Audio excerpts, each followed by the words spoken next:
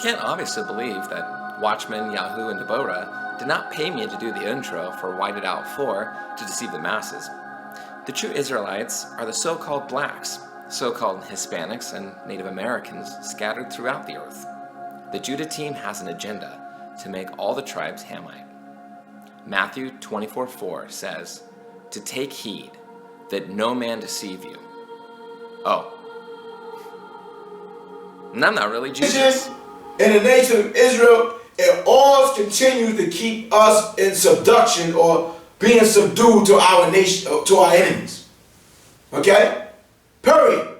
You want to be anti-Campbellites, right? Or camps against the anti-Campbellites. I mean, y'all the ones that's against camps. Okay? This school against that school. That brother against that brother. No division, I mean, you're all divided because there's supposed to be one nation. One love, one nation, one king. That's why Mashiro Yasha'Allah is trying to gather all brothers and sisters that are Hebrew Israelites, believing Israelites, to gather themselves to the 8th Hebrew Israelite summit. Okay? For us to be one nation. Okay? Alright? Period. We're one nation. That's right.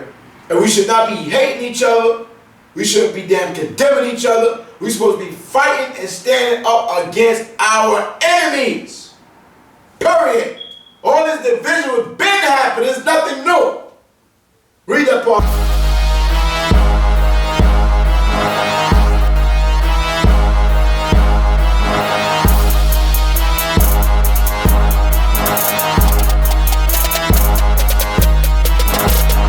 Real men of valor, we stand firm and rise.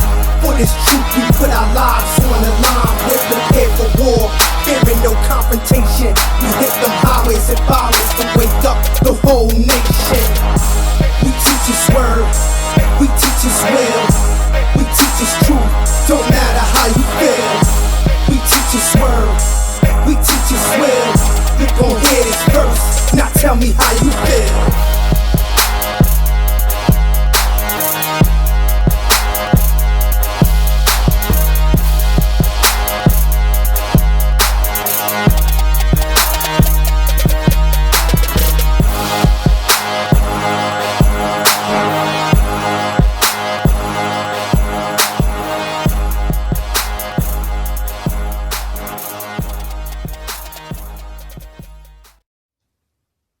Viewers' discretion. So we get back to Jerusalem, brothers and my sisters. Shalom, shalom, shalom. Hey, yeah.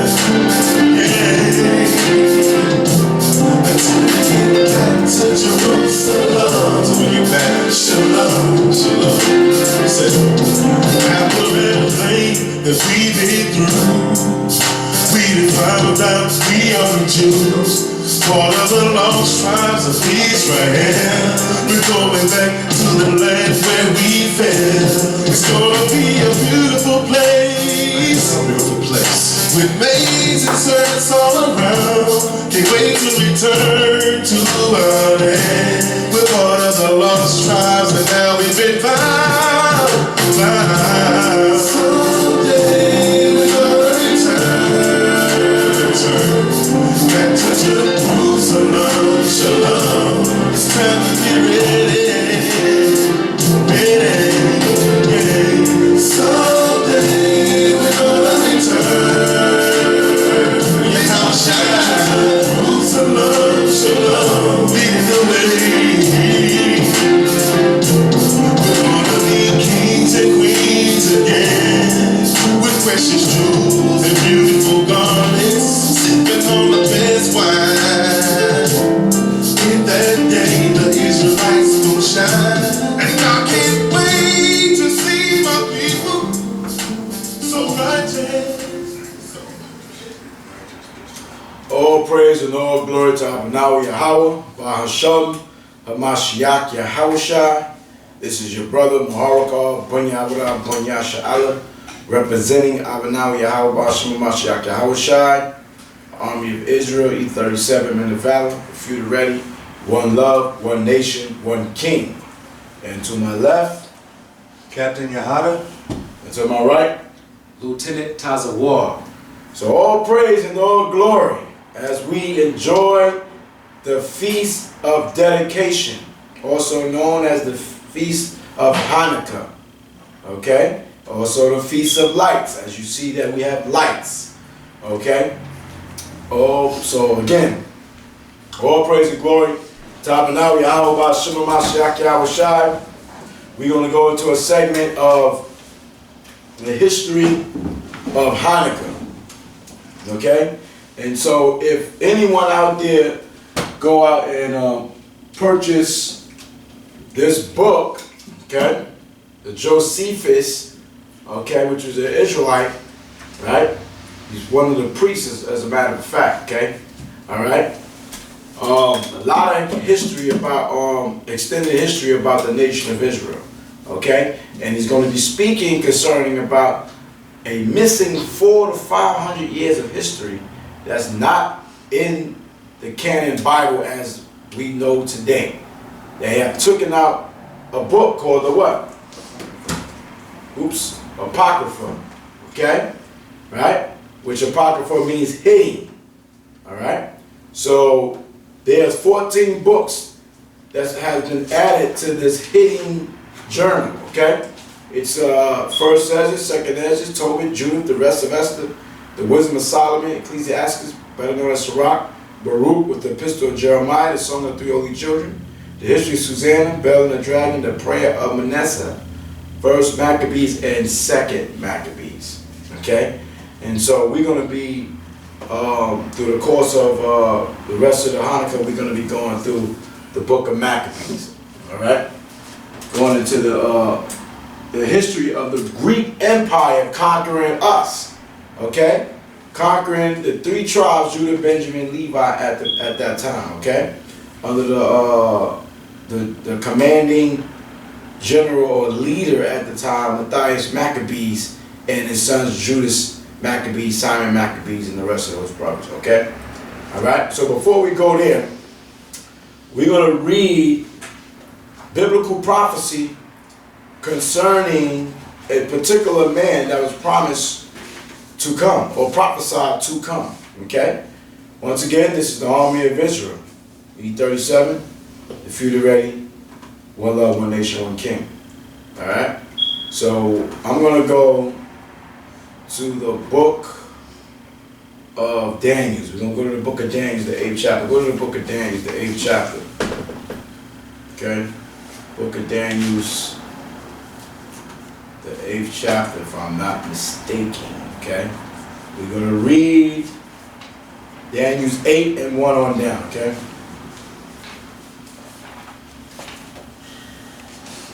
Alright? Daniel's the 8th chapter, we're going to read the first verse on down. Okay? Yeah, bring it out. We're in the book of Daniel, chapter 8, verse 1. In the 3rd year of the reign of King Belshazzar, a vision appeared unto me, even unto me Daniel, after that which appeared to me at the first. Verse 2. And I saw in a vision, and it came to pass, when I saw that I was at Shushan in the palace, which is in the province of Elam. And I saw in a vision, and I was by the river of Ulai. Verse 3.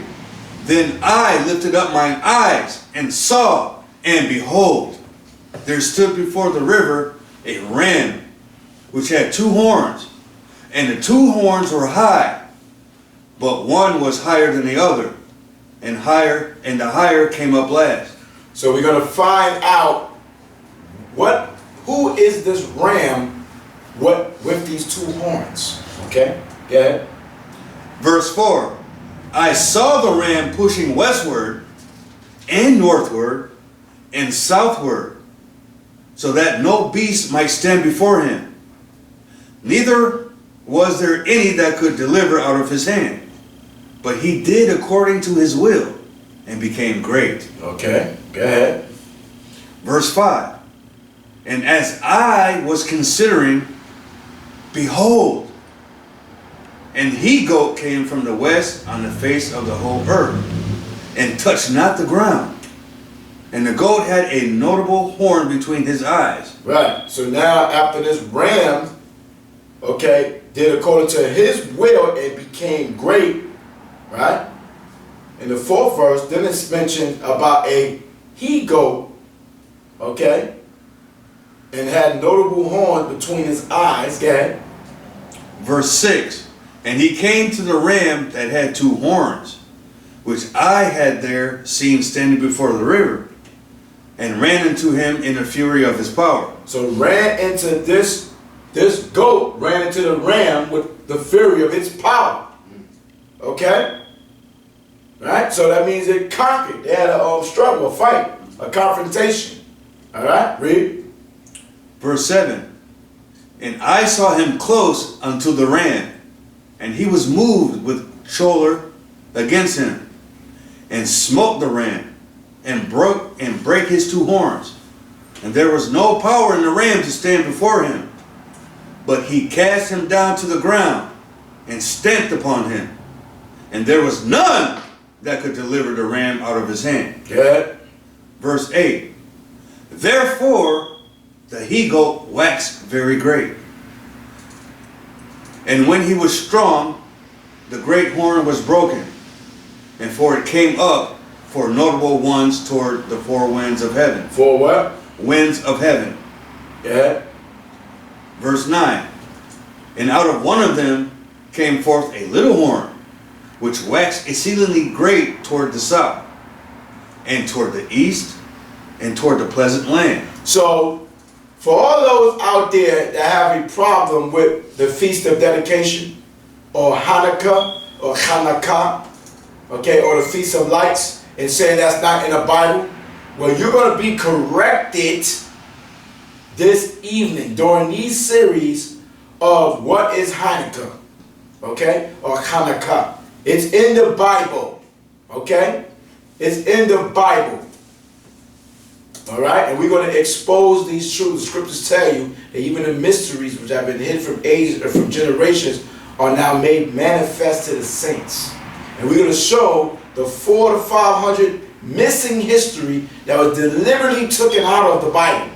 Okay? And yes, there's a holiday, a holy day, called the Feast of Dedication, or what you know as Hanukkah, Hanukkah, or the Feast of Lights. Okay? And this is the beginning and origin of this Memorial Day that we celebrate, all right, for 8 days. All right? And we're currently in the 5th day. Okay? I think the 4th day, if I'm not mistaken. Okay? 22nd, 3rd, or today is what, Monday? So We started 22nd evening, right to the evening be 1, Saturday to the evening be 2, Sunday to the evening be 3, and Monday to the evening be 4. We're in the 4th day. Okay?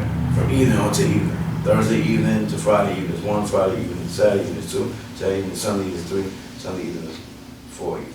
Okay? Alright, let's do it. Let's go. Verse 10. And it waxed great. Somebody call.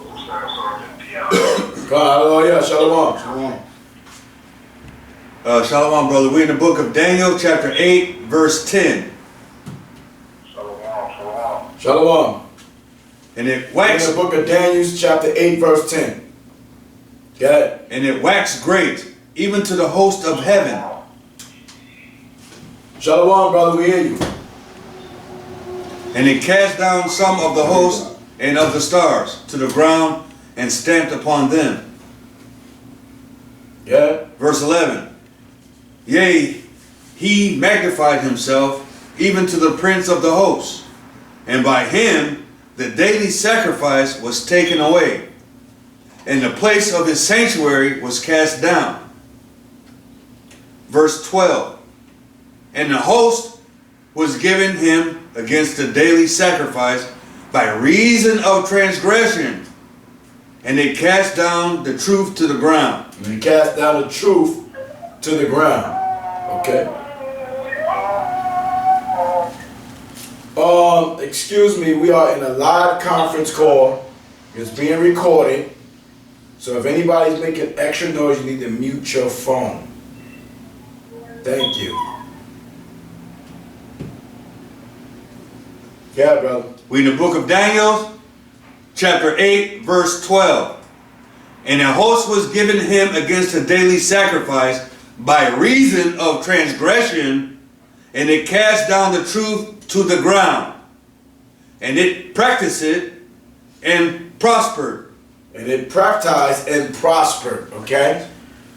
All right, so this particular empire or ruler, okay, cast the truth down, okay? And we know that the truth is what? The law. And the law was given to who?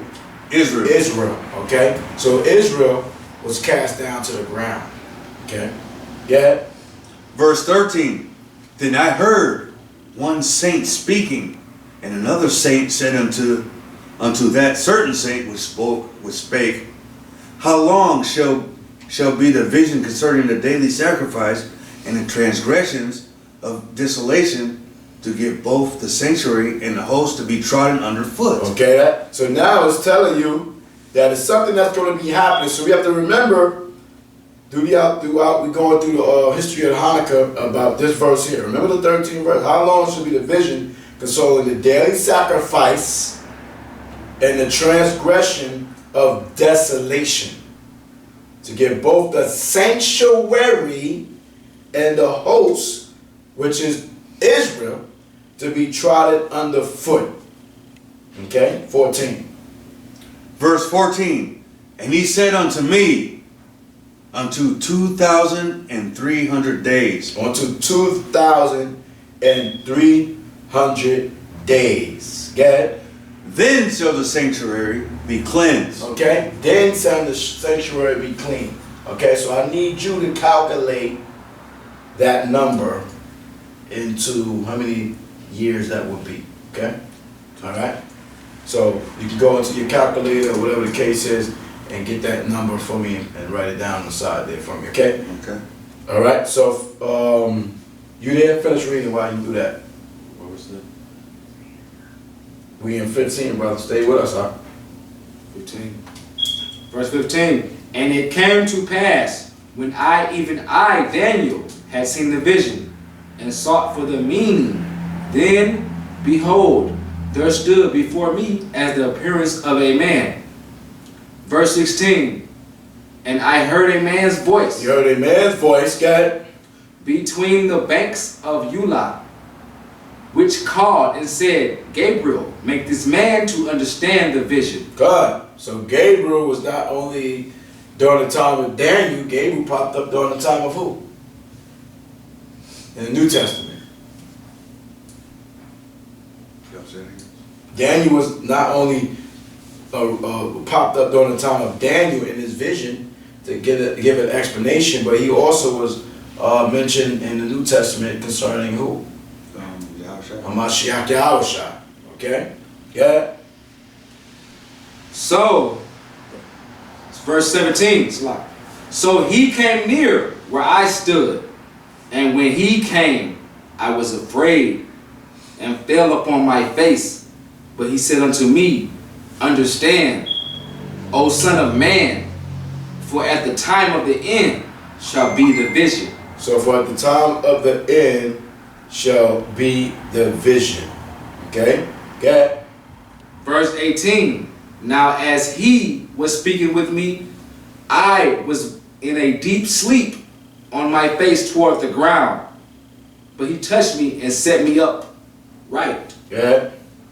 Verse 19. And he said, behold, I will make thee know what shall be in the last end of the indignation. The indignation, key word, indignation, yeah?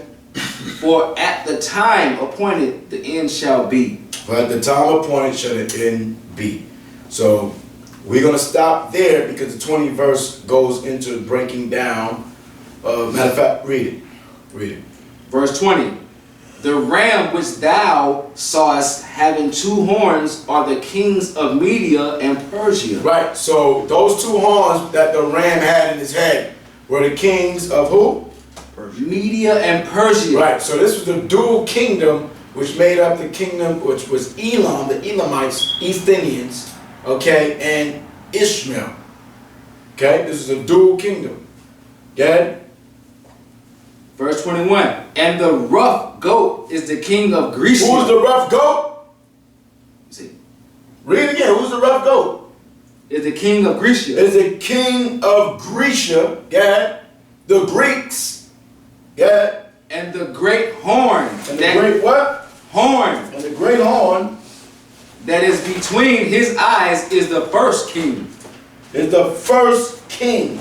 So anybody that did any history, okay? Well, this is a book called The Greek Myths. So it's going into the idolatry, and this is going to show you how much they indoctrinated or Hellenized the people that they conquered over this particular period, okay? So the first king of the Greeks were who? I'm asking sister right there. Who's the first king of the Greeks? Who's the first king of the Greeks? Alexander? Alexander the Great.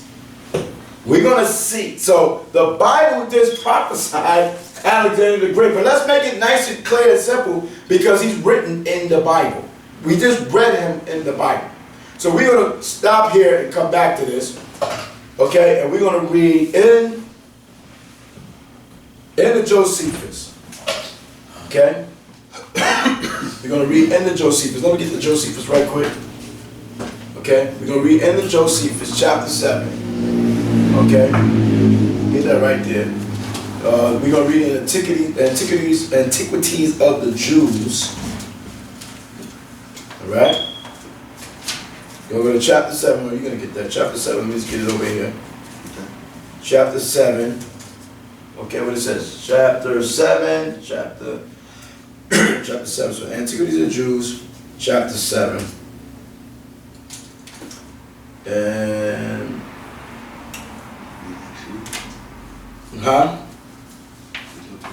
yeah, I'm looking for Antiquities of the Jews, chapter of book 11. So it's book 11. Book 11. Antiquities of the Jews, book 11. It's chapter 6, okay? Over on chapter 7. Okay. So this read what you got there.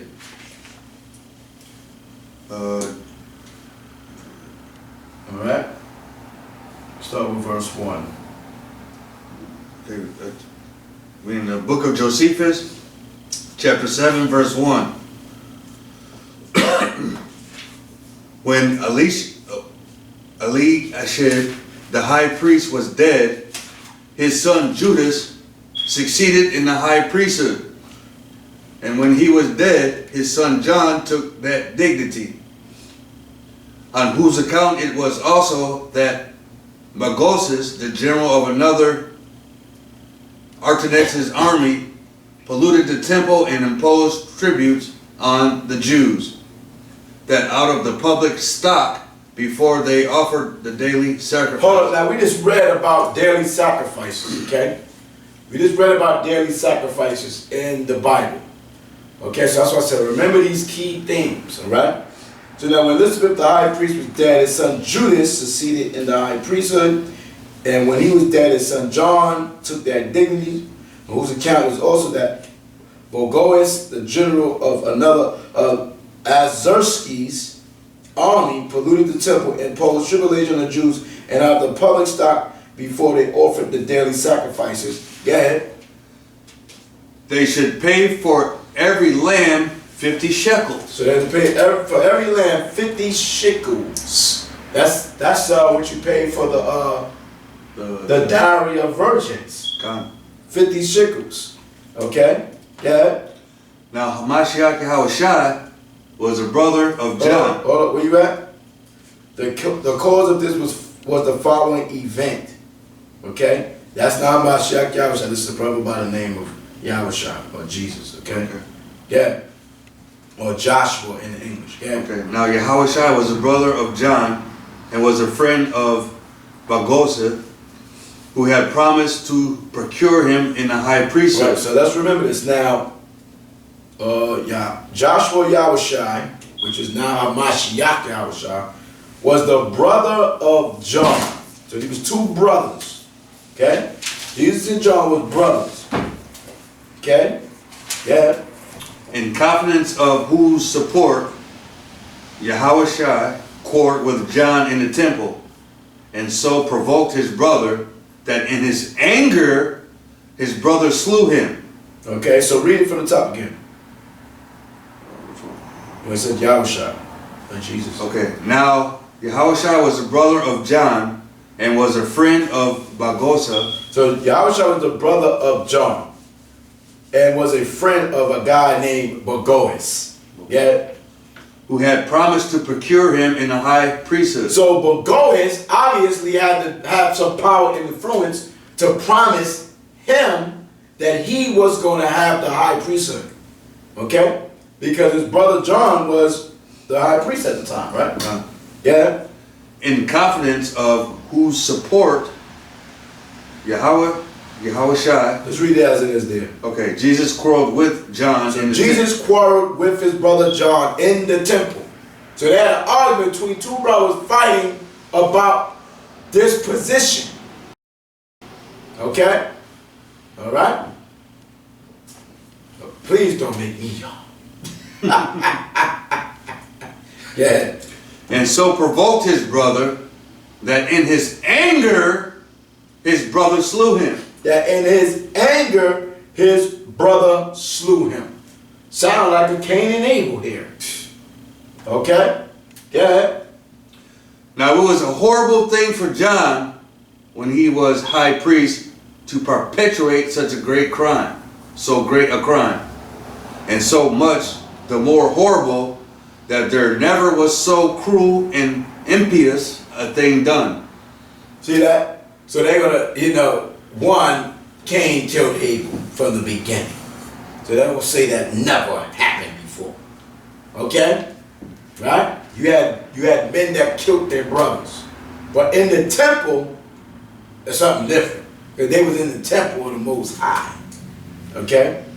So that in his anger, his brother slew him. Now, it was a horrible thing for John when he was high priest. So this is a high priest to perpetrate so great a crime, right? Being the high priest and he murdered his own brother or killed his own brother, because that's murder.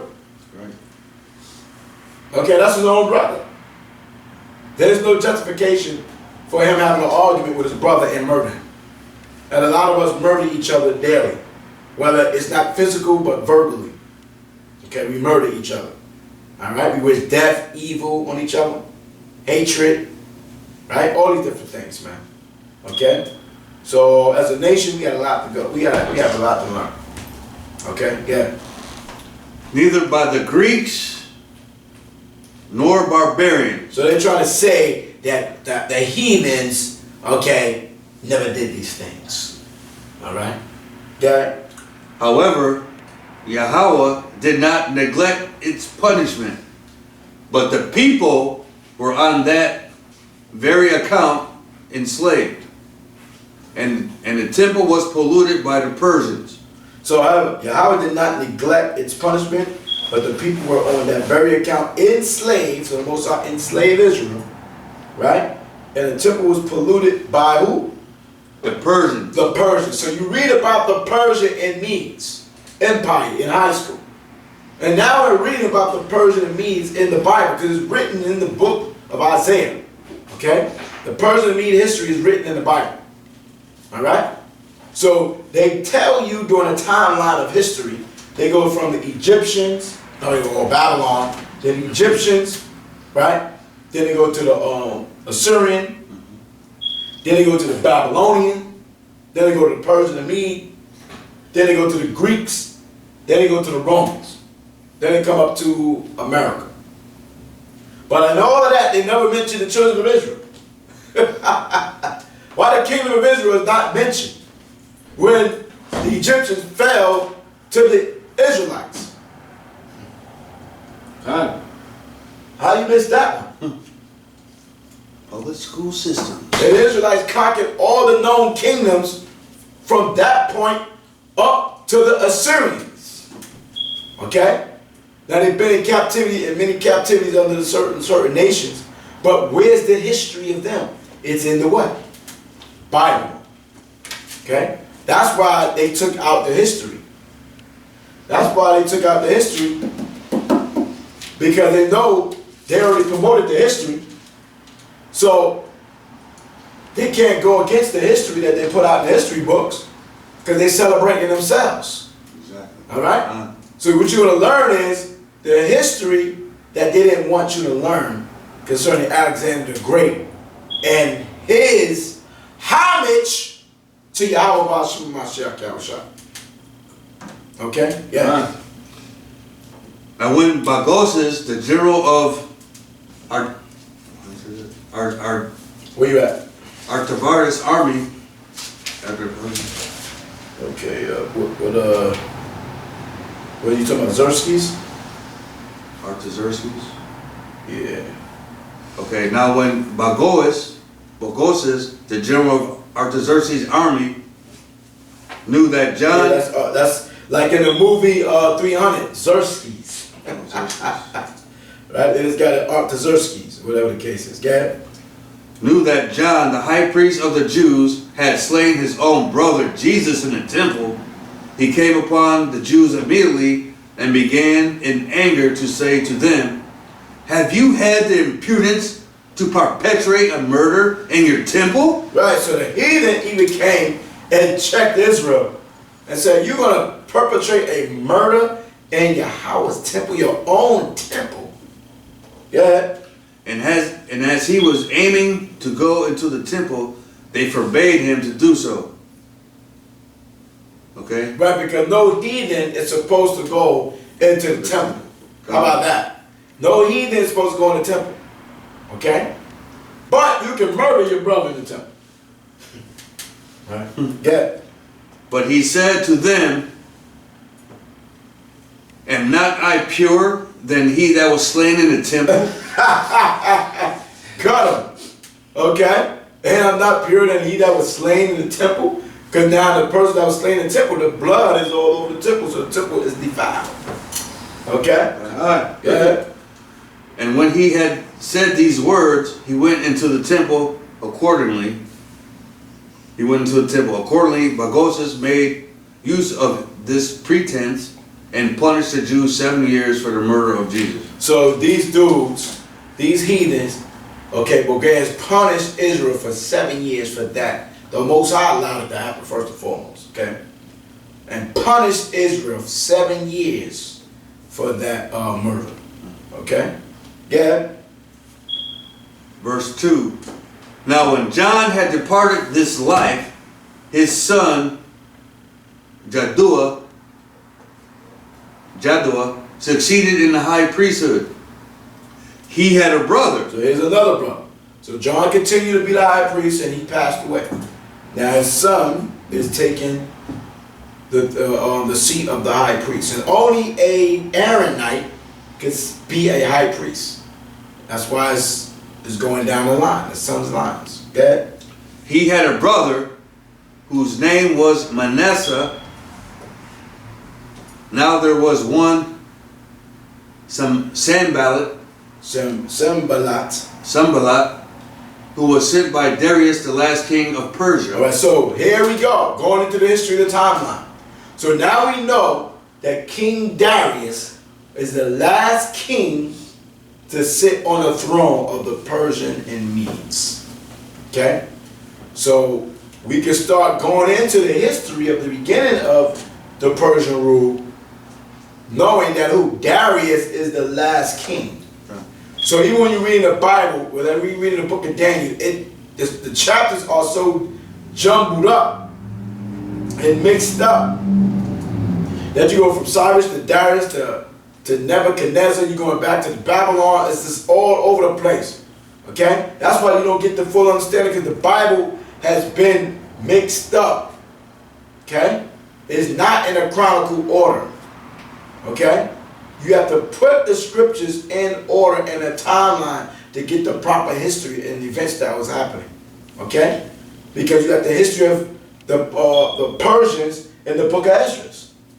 That's in the beginning of the Bible. Okay? So the Bible, the prophets, you get the various prophets that was in various captivities that was prophesying during particular times in these captivities. See what I'm saying? So the Bible is not no damn book you just read from front to end and thinking you don't get any understanding. And you think you got everything. That's not possible. That's not happening. Okay? So go ahead. Who was sent by Darius, the last king of Persia, unto Samaria. So if I ask the brothers out there, who was the last king of Persia? That's going to be on a test to see if thou are going to be able to answer it. Yeah. He was a Cuthim, A Cuthian by birth, of which stock were the Samaritans also. This man knew that the city, Jerusalem, was a famous... So now they want to try to say the man, he was a Cuthian by birth, of which stock were the Samaritans also. And we know, okay, that the Samaritans that was there during the time after the northern kingdom was taken out, the southern kingdom was taken down, Judah, Benjamin, and Levi, they implanted heathens in that land.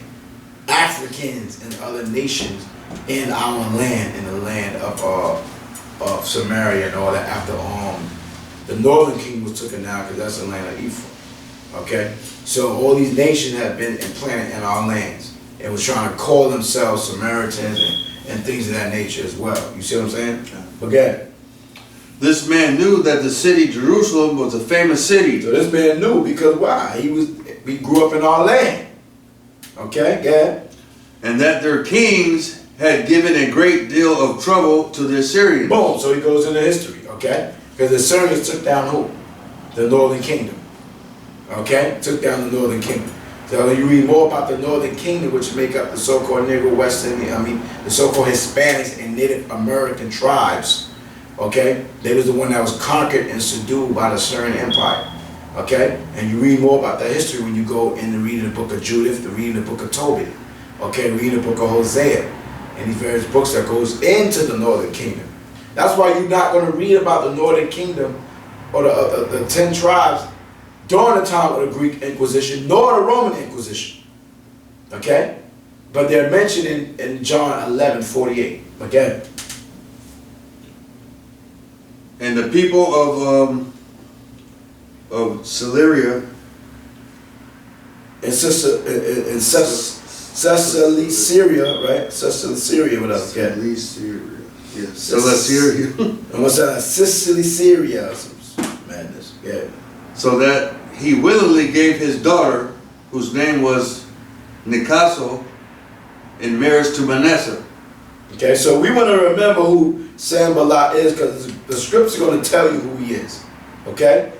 I know he was an African, this guy. And that proves that he was calling himself a Samaritan because they put Africans in that land. Let's prove that right quick. Go to 2 Kings, the 17th chapter. Go to 2 Kings, 17th chapter. Okay.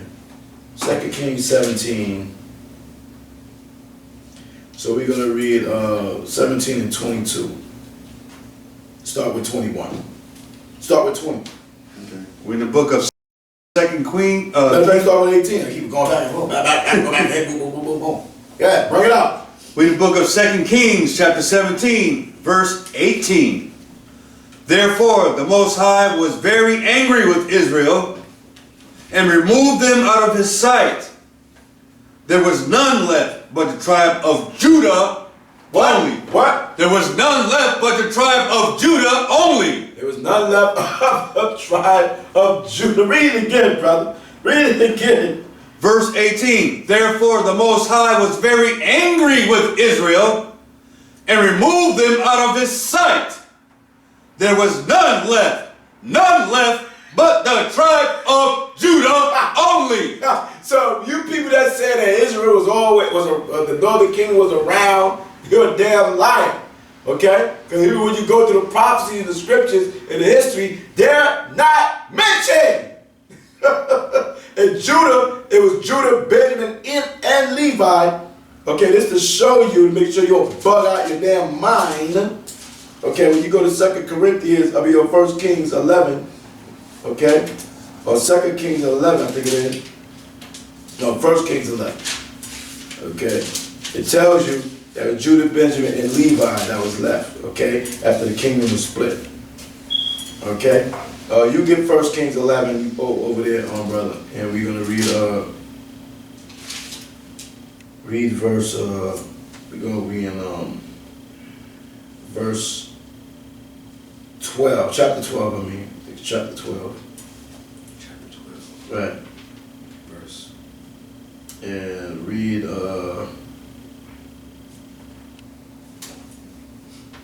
Start with verse 24.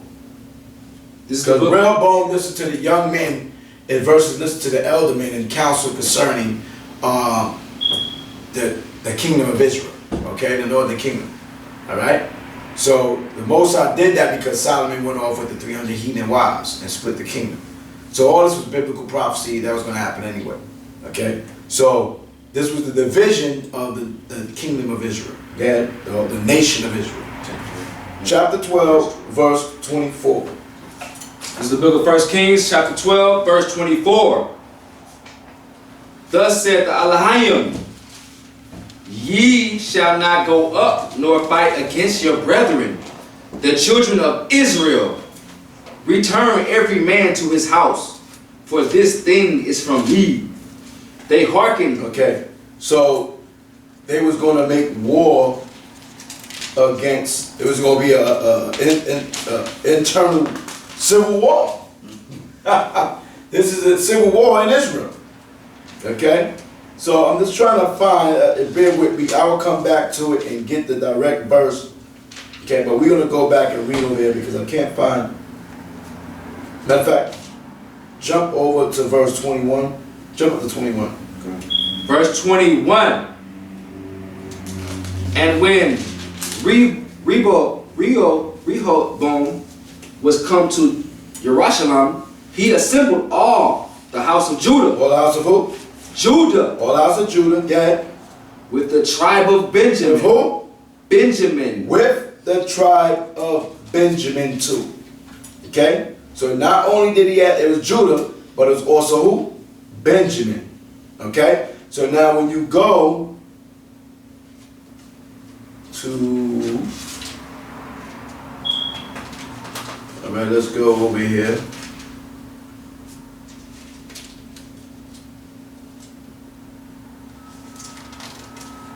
Read down to,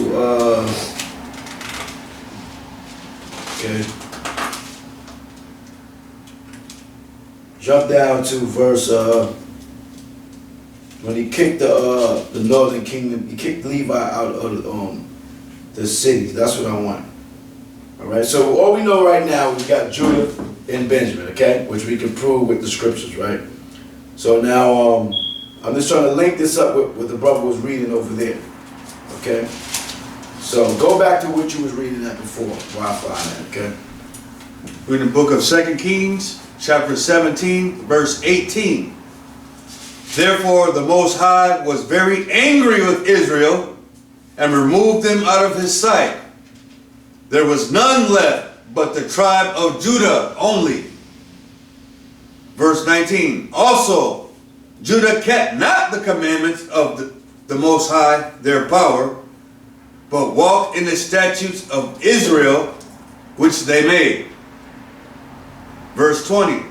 And the Most High rejected all the seed of Israel and afflicted them, and delivered them into the hand of spoilers. Spoilers, go ahead.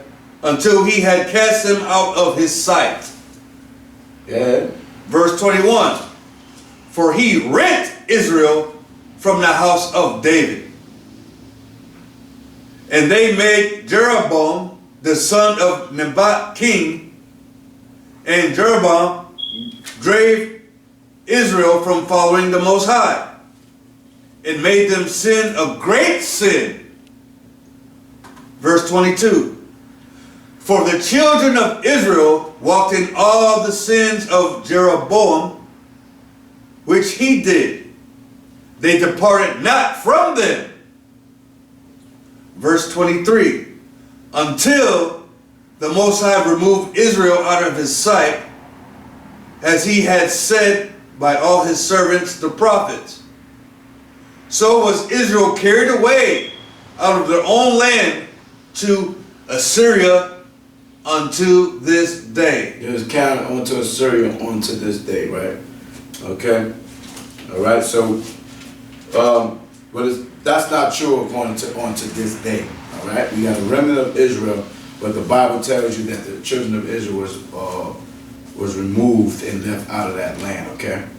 All right. So, I want to get the scriptures to prove that Levi was Judah, Benjamin, Levi, but we'll come back to that. Okay. All right. So go back to what we was reading at in the Josephus.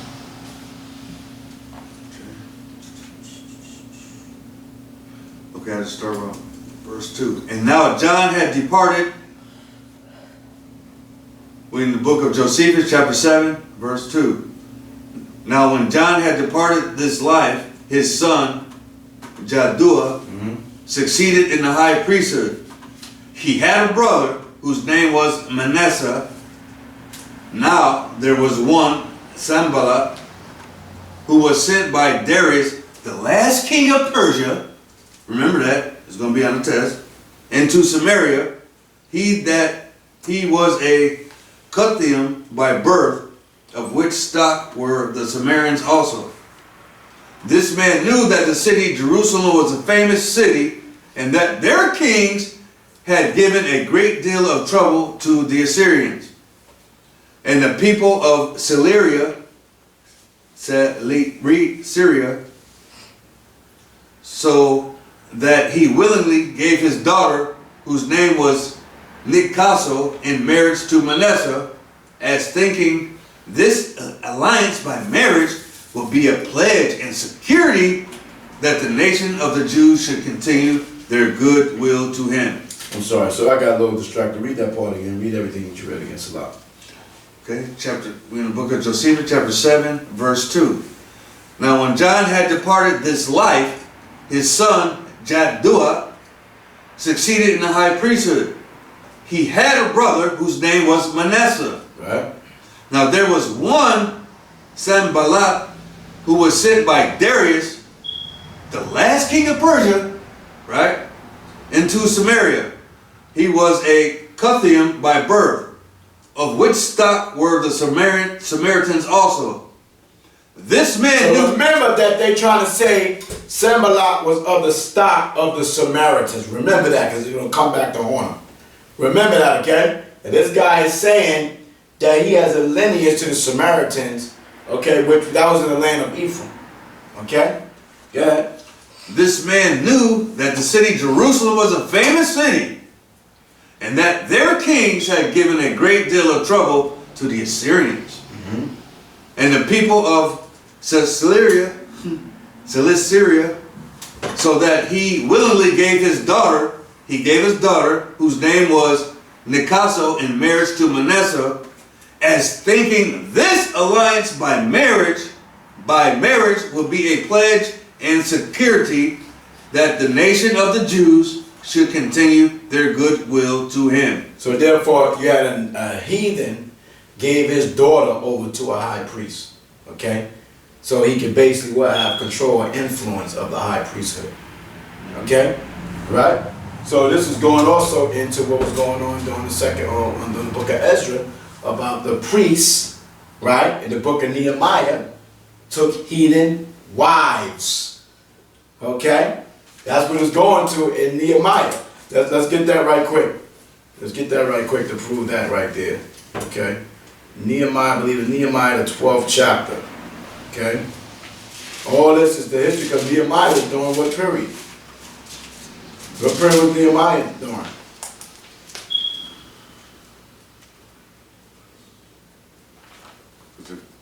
Nehemiah chapter 1 and 1. Get it.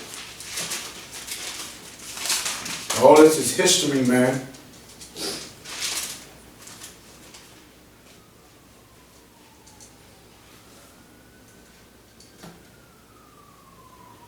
Nehemiah 1 and 1. 1 and 1.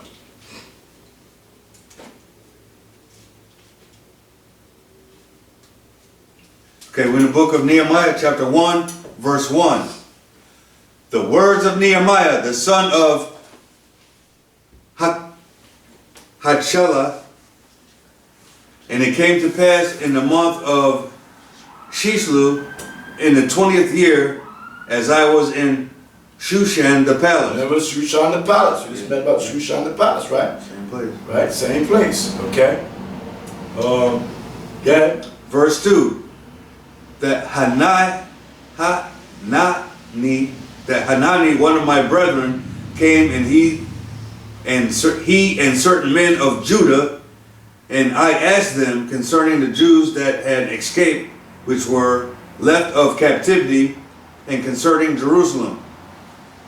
Verse 3. And they said unto me, the remnant that are left of the captivity there in the province are in great affliction and reproach. The wall of Jerusalem also is broken down, and the gates thereof are burned with fire. Okay, so stop there. Read chapter 2, verse 1. I'm going to show you how this history that we read in Josephus is right in the Bible. Okay? Chapter 2, verse 1. In the book of Nehemiah, chapter 2, verse 1. And it came to pass in the month of Nisan, in the 20th year of Who are we talking about? the same king. Yep. Artaxerxes. Right? Artaxerxes. Yeah.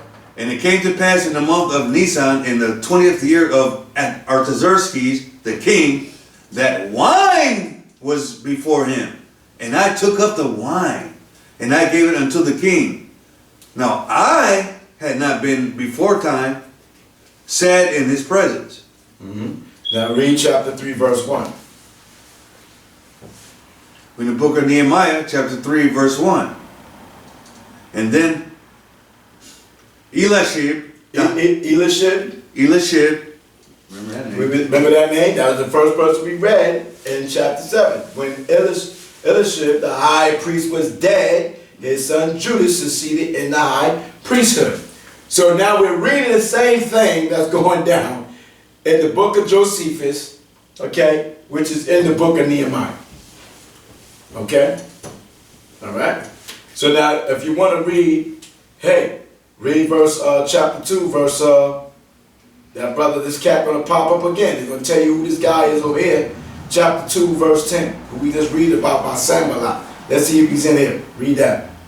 We're in the book of Nehemiah, chapter 2, verse 10.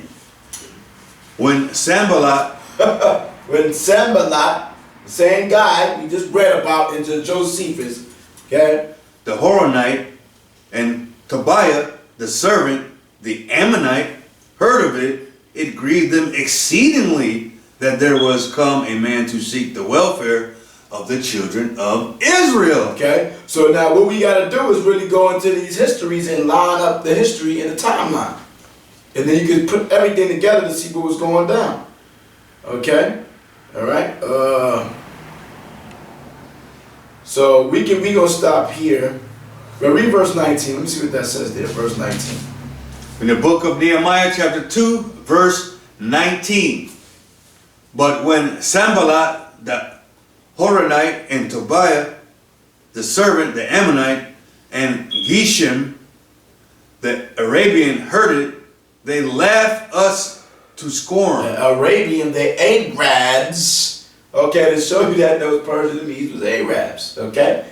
The Medes was the Arabs. Okay? The Persians are the so-called East Indians. Okay? Heard it and laughed. They laughed us to scorn and despised us and said, what is this thing that ye do? Will ye rebel against the king? And we're going to read about this history as we continue. Go ahead. Verse 20. Then I answered them, and I said unto them, the Most High of heaven, he will prosper us. Therefore we, his servants, will arise and build. But ye have no portion, no right, no memorial in Jerusalem. Right, okay? So jump down to chapter 3, verse 12 right quick. Just give a few themes so we can see as we read in the book of Josephus.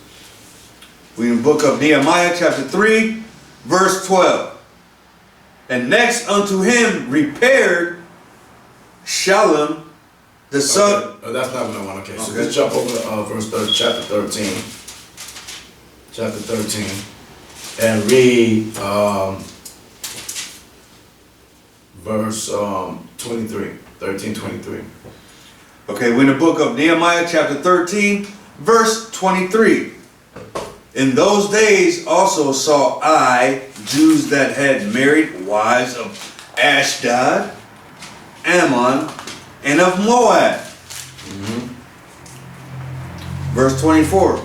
And their children spake half in the speech of Ashdod, and could not speak in the Jews' language, but according to the language of each people.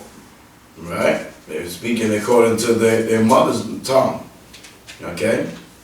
Like my daughter, mother is so-called is Ephraim, Puerto Rican. She speaks fluent Spanish. Okay? Yeah. Verse 25. And I contended with them, and cursed them, and smote certain of them, and plucked off their hair, and made them swear by the Most High, saying, Ye shall not give your daughters unto their sons, nor take their daughters unto your sons, Right. or Yeah. for yourselves. God. All right? So he's talking about these heathen women. Okay? Yeah. Verse 26. Did not Solomon, king of Israel, sin by these things? Right, so King Solomon sinned because of what? Marrying heathen women. Okay? Not that 700 princesses. Yeah? Yet among many nations was there no king like him, who was beloved. Oh, Solomon was what? Hated for what? For having wives? He was hated. No, who was beloved. Solomon was beloved. Okay? Yeah? Yet among many nations was there no king like him, who was beloved of his power, and Yahweh made him king over all Israel. Nevertheless, So even the nations loved King Solomon. Because all the nations would come to hear his wisdom. Like Queen of Sheba. Yeah? nevertheless, even him did outlandish women cause to sin. Outlandish women caused him to sin. These were these heathen women that caused him to sin. Now jump over to hold on, keep on going. Keep on going down. Salah. Okay. Verse 27. Shall we then hearken unto you to do all this great evil, to transgress against our power in marrying strange wives? No, marrying Israelites' wives is off. It's a transgression. Marrying strange wives is the key. Okay? Read. Verse 28. Is what's off. Okay? And one of the sons of Joiada, Joada, that day, okay? and one of the sons of Joiada, the son of Elishib, the high priest. we read about him. Here he goes again. Okay? The high priest was son-in-law to Sanballat. Sanballat, right? Because he married his daughter. Right here. And so when people want to say that, Joseph is old, well, we're reading the same thing. We're reading the same thing. Okay? Yeah. Who was son-in-law to Sanballat, the Horonite. Therefore I chased him from me. Okay, come. Go ahead. Verse 29. Remember them, O my power, because they have defiled the priesthood. See, they have defiled the priesthood. You have the priests marrying strange women. Give me Leviticus 21. Okay? This is the beginning of the destruction of the priesthood. Okay? During this time. If these priests is marrying strange women. Okay? Period. Okay? And you also go into Ezra, and it goes into the history about the priests marrying strange wives too. Okay? We're going to go to Ezra 10, and we're going to read verse 10. Okay? You got Leviticus 21 and 1? Read it, Connor. The book of Leviticus chapter 21, verse 1. And the Alehayim said unto Moses, speak unto the priests, the sons of Aaron. The sons of who? Aaron. The sons of Aaron. Yeah? And say unto them, Which Elizabeth in them was the sons of Aaron. Read. there shall none. And say unto them. So he's speaking to them, the sons of Aaron. Right? Jump down to verse 7. Verse 7.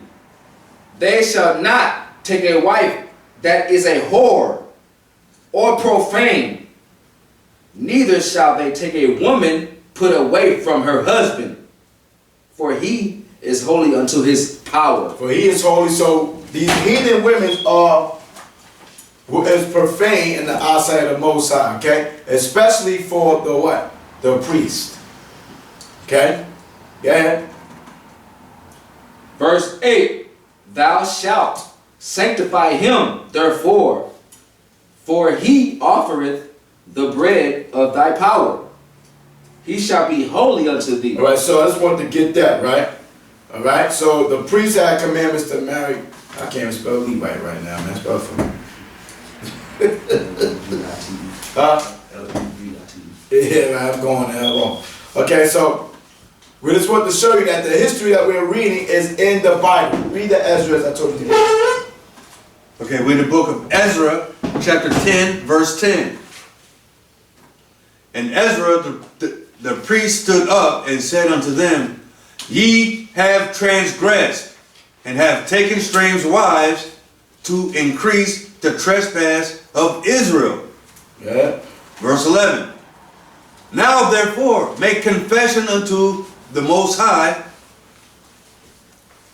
of your fathers, and do his pleasure, and separate yourselves from the people of the land. And separate yourself from the people of the land, yeah. And from the strange wives. And from the who? Strange wives. And from the strange wives, yeah. Verse 12. Then all the congregation answered and said with a loud voice. Read verse 18. Okay, verse 18. And among the sons of the priests there were found that had taken strange wives, namely the sons of Jeshua, the son of Jezodak, and his brethren, what is that? Maaseiah, and Eliezer, and Jerub, and Gedaliah. Okay, verse 19. And they gave their hands that they would put away their wives. So you had the priest that took these heathen wives. So I'm just showing you the correlation that this was happening during the priesthood, during this time of the Persian Media Empire. It was happening during all these priests that was over the priesthood. Okay? And going into Semilat and after that and all of that stuff like that. So now let's go back to the Josephus. Go back to Josephus. And when you read in Ezekiel, it tells you that a Levite cannot marry another woman unless she's a widow of a Levite, of a priest. Okay? So they don't supposed to take no heathen women or no woman outside their tribe. How about that? So yeah, brother. Which one, Nehemiah? No, go back into the Josephus. Okay. We're in Josephus, chapter 8, verse 1. About this time, it was that Philip, king of Macedon, was treacherously assaulted and slain at Ega by Pausanias, the son of... Stop. I want to read this right quick, okay? Ezekiel 44. Ezekiel 44. This is to kill the whole thing here. Ezekiel 44 and 15. But it said, he said in 14. But I will make them the keepers of the charge of the house for all service thereof, and for all that should be done therein. But the priests, the Levites, the sons of Zadok, that keep the charge of my sanctuary with the children of Israel, went astray from me. They shall come near to me to minister unto me. They shall stand before me to offer unto me the fat and the blood of the Most High. They shall enter into my sanctuary, and they shall come near to my table to minister unto me, and they shall keep my charge. And it shall come to pass that when they enter the gates of the inner court, they shall be clothed with linen garments, with no wool shall come upon them, while they minister in the gates of the inner court and within. They shall have linen bonnets upon their heads, and shall have linen breeches upon their loins, pants, and they shall not gird themselves with anything that causes sweat. Okay? Right? So it is giving you things that the priest is supposed to do, right? So now when you jump to 22, it says, neither shall they take for their wives a widow, right? We just read in Leviticus 21, nor her that is put away, what we just read in Leviticus, but they should take maidens, virgins of the seed of the house of Israel, seed of the house of Israel, one, or a widow that had a priest before, or a widow that had a priest before. So they had to marry within their tribe one that's okay of the seed of the house of Israel, which was a Levite, or it said or a widow that had a priest before. So if this widow, which was was an Aaronite, a daughter of an Aaronite, she had to be a wife of a dead priest. She had to be a wife of a priest. Okay? All right, period. So that cut that. Well, that's why when you read about John the Baptist's father, and listen, Zacharias, right? His wife was an Aaronite too. They both was Aaronites. Okay.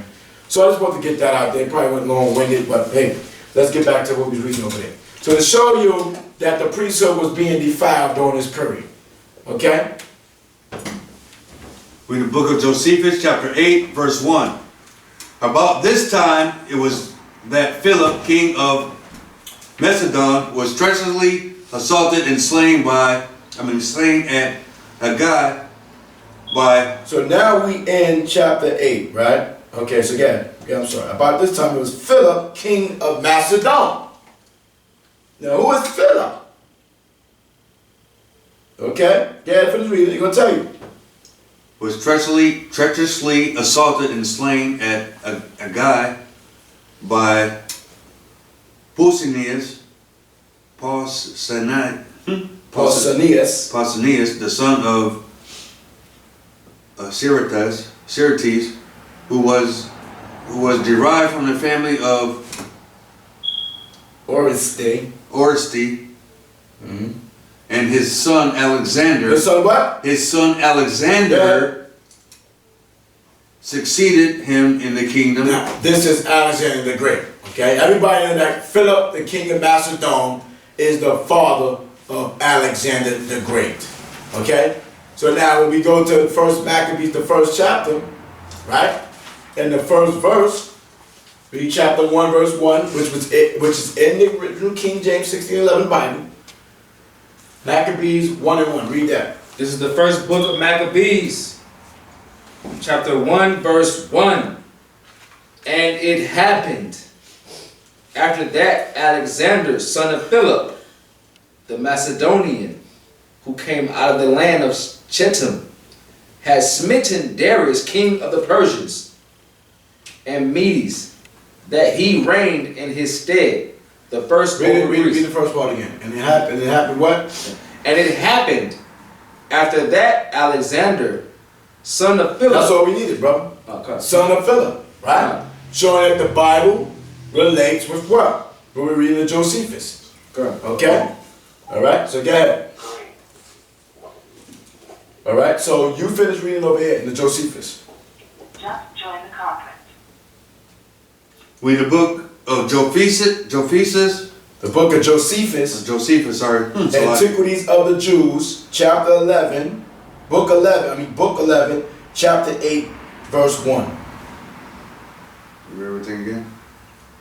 We're in the book of Josephus, on the Antiquities of the Jews, book 11, chapter 8, verse 1.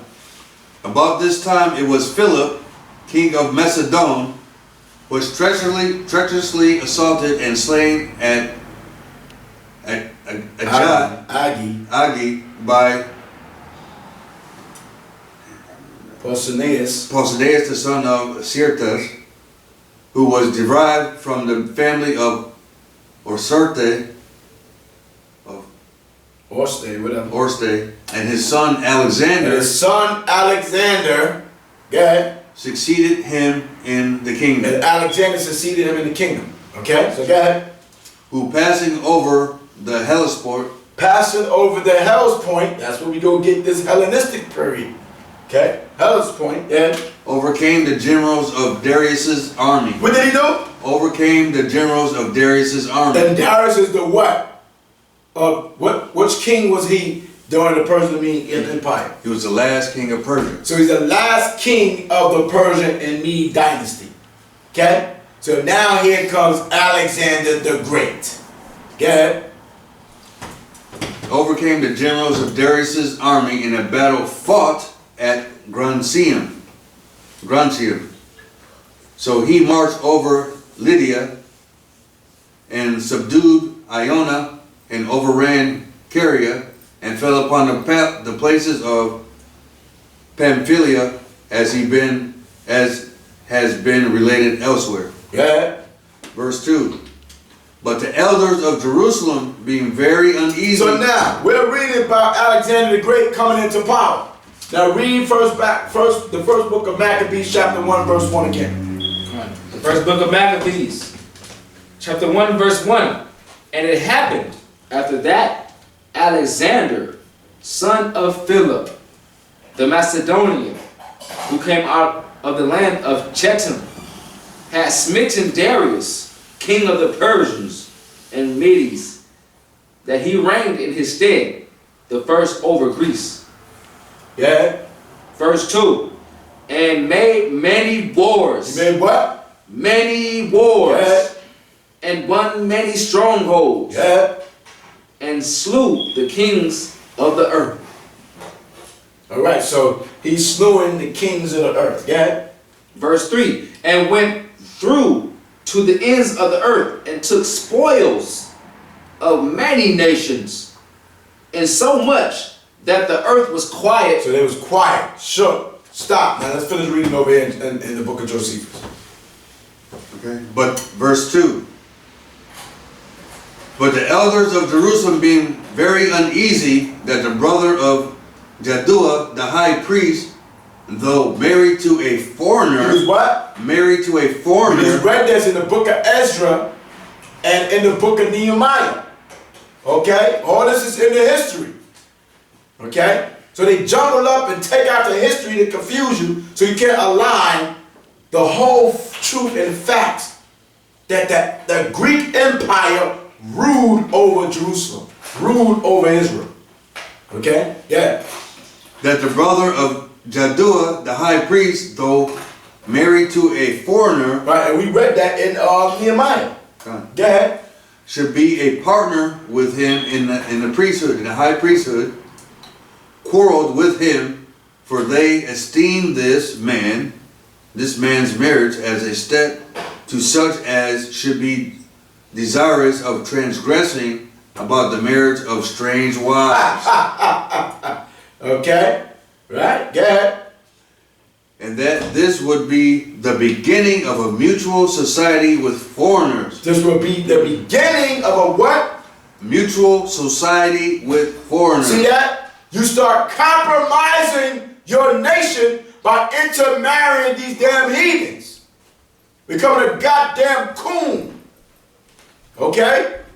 You black men out there that's marrying all these damn heathen women. You off as hell. Okay?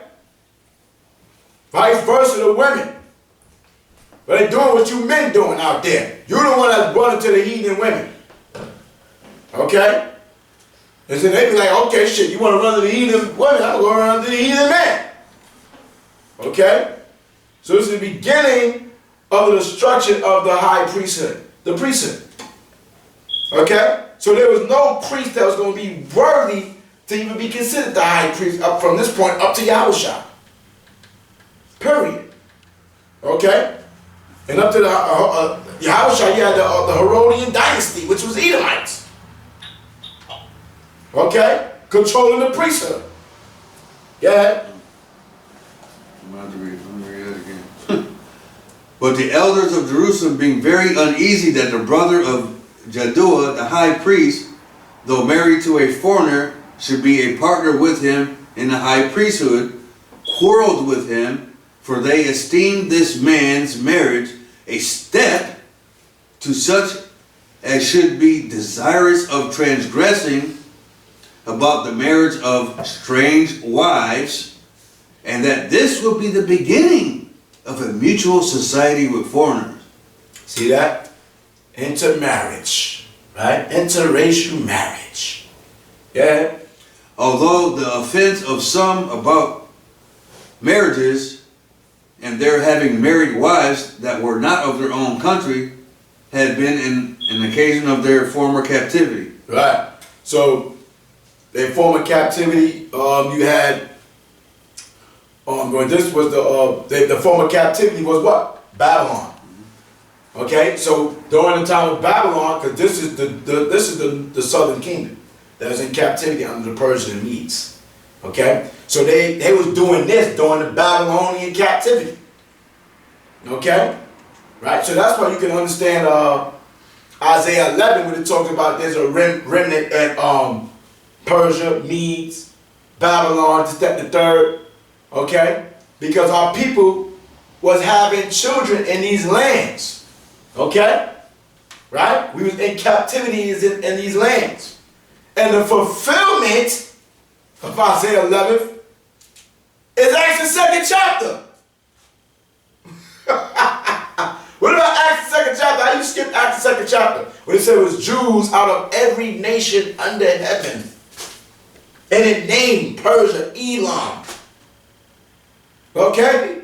That they came and heard the word, was able to hear the word. Y'all act like that's just talking about right now in the future with Yahweh. That already got damn happened. First and foremost. Period.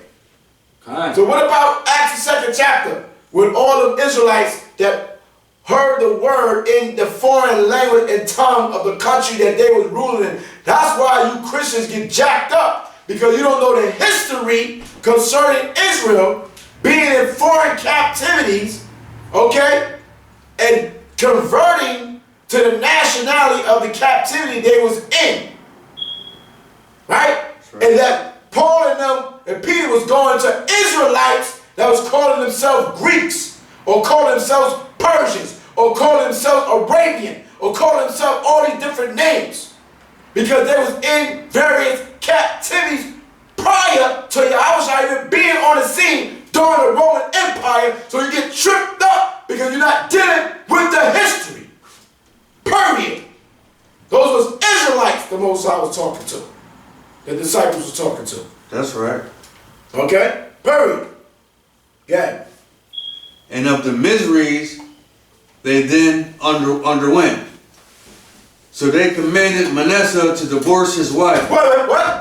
They commanded Manasseh to divorce his wife. Did we just read that in Nehemiah? They told him to make a covenant to divorce and put away strange wives. Okay? Yeah. So they commanded Manasseh to divorce his wife, or not to approach the altar. Right. So if you ain't going to divorce her, don't come to the altar. Because you off. The Most High said you're supposed to marry the damn strange women as being a high priest, an Aaronite. Get it? The high priest himself joining with the people in their indignation against his brother and driving them away from the altar. Whereupon Manasseh came to his father-in-law. So that he's going to run to his father-in-law, who is Sanballat. Run to his father-in-law, Sanballat, and told him that although he loved his daughter Nicaso, yet he not willing to be deprived of his sacerdotal. Yes, sacerdotal. Sacerdotal. I know we pronouncing it wrong. Okay, that's his sacred duty as a priest. Right. Okay, sacred duty or sacerdotal duty. Get it? To be deprived of his sacerdotal dignity on her account, which was the principal dignity in their nation. right, which is the principal dignity of their nation. That's a principle, that's an honor and a duty to be a high priest, to be a son of Aaron. That's a royal line of descendants. Okay? Set apart. Israel was set apart, but Levi was set apart, and then Aaron's children were set apart from Levi. Okay? Because Aaron and Moses was brothers, they both was Levites. But the Moses said, I'm going to separate the sons of Aaron and make the sons of Aaron the high priest. Okay? First of all, how about that? Moses is separatist on everything. Yeah. And always continued in the same family. And always what? Continued in the same family. Read it again. And always continued in the same family. Look, I'm a Judite that want to be a Levite today. And always continue in the same family. Look, I'm a Judite that want to be the Aaronite. I'm an Aaronite, so I'm a high priest. Always continue in the same family. So now, here we go. There's no high priest, okay, but a son of Aaron. Okay? And Hamashiach Yahweh took the high priesthood. Okay? So, there's no high priest. Unless you're Aaronite. Okay? How about that? Okay? Right. Go. And then Sanballat promised him not only to preserve him in the honor of his priesthood, but to procure for him the power and dignity of a high priest. All this is politics, man. All this is politics, man. Promises. Okay? A heathen telling a brother to be a coon out, gave him a wife, right? And have him eating out his own hand to do his will. So he's basically a puppet. This guy right here is a coon. Okay? This brother, what's his name? Nikaso, whatever his damn name is. He's a damn coon. Or Manasseh, that's his name? Manasseh. Manasseh is a damn coon. Okay, go ahead. And will make him governor. Make him what? Governor. Gonna make him a governor. Go ahead. Of all the places he was not Herod a governor? Go ahead. And will make him a governor of all the places he himself now ruled, if he would keep his daughter for his wife. So wherever Sanballat is ruling, right, Manasseh was going to be the governor up under him. Okay? So Sanballat is a king, right, ruling, or president, right, because the governor is not over the president. Yeah. Okay? Go ahead. He also told him further, with all these promises, okay, that he would build him a temple. They gonna build the man a temple. Okay, you know that Negro want that. Yeah. He will build him a temple like that at Jerusalem upon Mount Gerizim. Right? Gerizim, where you at, brother? I'll find. He also told him further he will build him a temple like that at Mount Gerizim. Upon Mount Gerizim. Gerizim, whatever. Okay, Gerizim. Mount Gerizim. Yeah. Which is the highest of all mountains that are in Samaria. So this is the highest mountain. You're gonna build him a temple on the highest mountain. Okay, I'm gonna hook you up, son-in-law. All right. Go ahead. And he promises. Gifts destroy the heart. Okay. And he promised him that he would do this with the approbation of Darius the king. Get that Ecclesiastes 7:7 in the Bible. Ecclesiastes 7:7 in the Bible. To show you how this is the Uncle Tom scripture. Okay. Uncle Tom sell out scripture. Okay. Okay. All praise and glory to now Yahweh Hashem Mashiach Yahushua on this Hanukkah feast week. Okay. All praise. Ecclesiastes chapter 7 verse 7.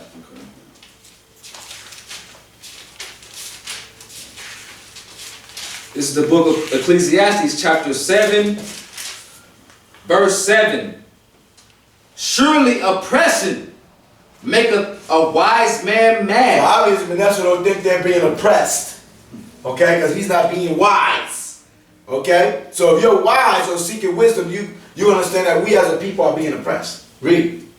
And a gift destroyeth the heart. And a what? A gift destroyeth the heart. And a gift promises destroyeth the heart.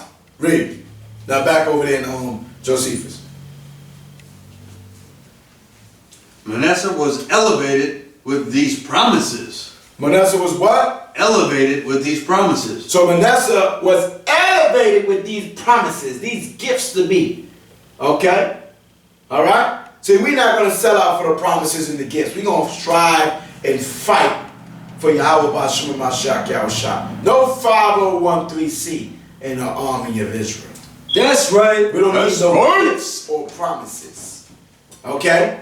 We're thin on our own. We'll be up in this room, okay, forever. Okay? Instead of taking gifts and promises. Okay? All praise and glory to the Most High B'Shem Mashiach Yahushua. Read. Manasseh was elevated with these promises. He was elevated by these promises. And stayed with Sanballat upon a supposal that he should gain a high priesthood as bestowed on him by Darius. Right?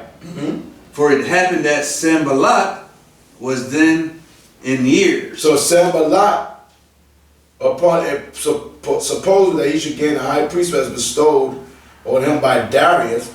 So Sanballat was during the time who? Darius. Okay? Yeah. But there was now a great Sanballat was old in years. Yeah. But there was now a great disturbance among the people of Jerusalem. So let's check out this disturbance. What's going on during this disturbance? Yeah. Because many of those priests and Levites were entangled in such matches. So they was entangled in all this politics, all this coonery, selling out. He did wives. He just bred it in Nehemiah and Ezra. They was all caught up in this. Read. For they all revolted to Manasseh, and Sanballat afforded them money. See that? They a bunch of damn coons, bunch of sellouts, all revolted against the Most High, and became a damn coon and sellout. We just read it. Go ahead, bro. And Sanballat offered them money. Offered them what? Money. Money. For the love of money. Okay? Right. They were what? Kill their own brother for the love of money. You will rob your own mother. For the love of money. Bring it on, baby. You sounded good, huh? That's right. Okay? That's Micah 3:11. The heads thereof judge for reward, and the priests thereof teach for hire. And the prophets, right? And the prophets divine for money. Okay, the heads, who's the heads? The Aaronites, the Levites. Right? They judge for reward, and the priests thereof teach for hire. And the prophets thereof divine for money. For the love of what? Money. They're what? Kill their own brother. For the love of money, They will rob their own mother. you know you wicked as hell. Yeah. Bring it back to the Josephus. Some people gotta have it. But there was now a great disturbance among the people of Jerusalem, because many of these priests, those priests and Levites, were entangled in such matches, for they all revolted to Manasseh, and Sanballat offered. They all revolted.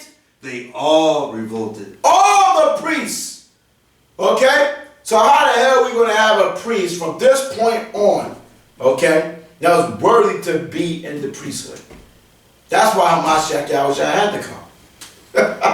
There was no worthy Aaronite, no worthy priest that would give sacrifice for the people for the remission of sins. Okay? They defiled the priesthood. They defiled the sanctuary.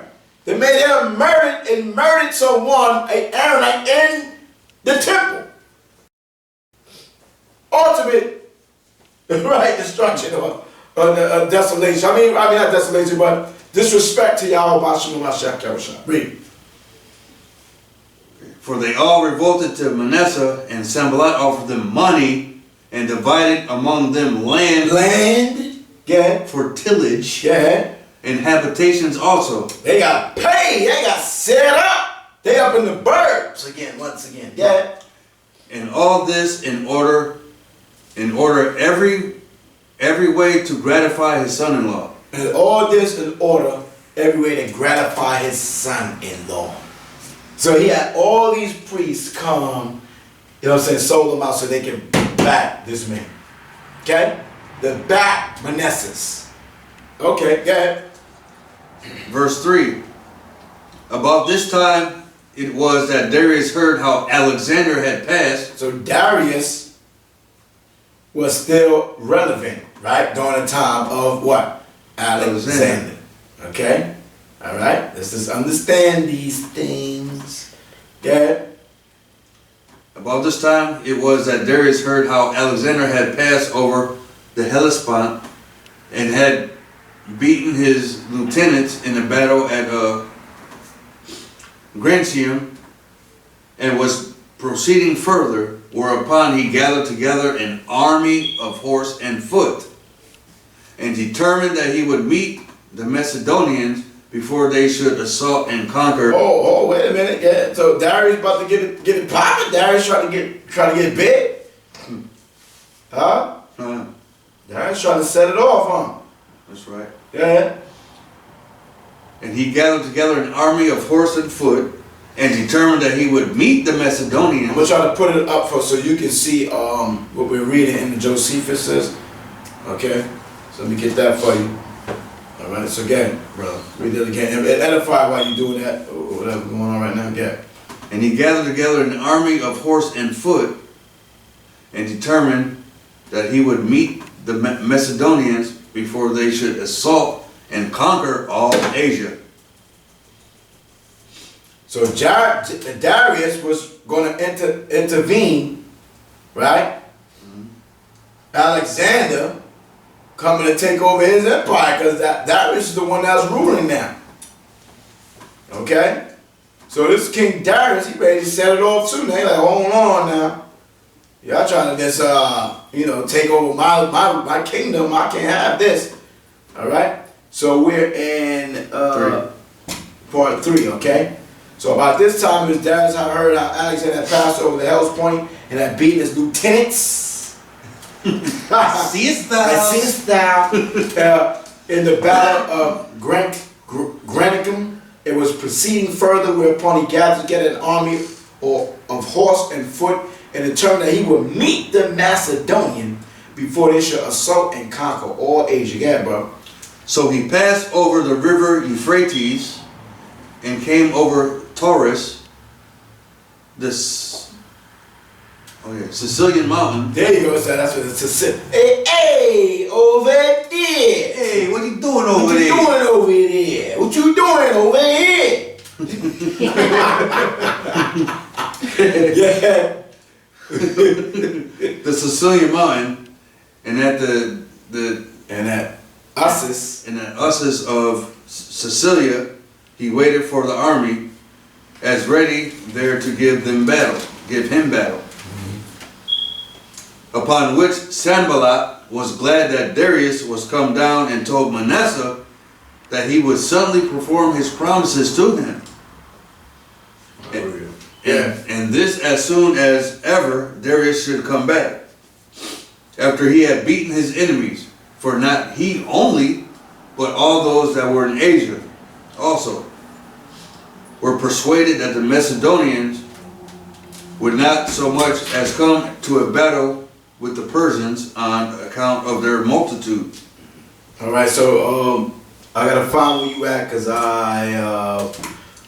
but all those that was in Asia were persuaded that the Macedonians would not so much as come to the battle. So they felt like the Macedonians wasn't going to come because Darius was the man with the Persian in account of their multitude. Because just like when you saw the movie 300, you saw Xerxes, you saw those was going all into the history during the Persian cats. That was the Persians and the Medes.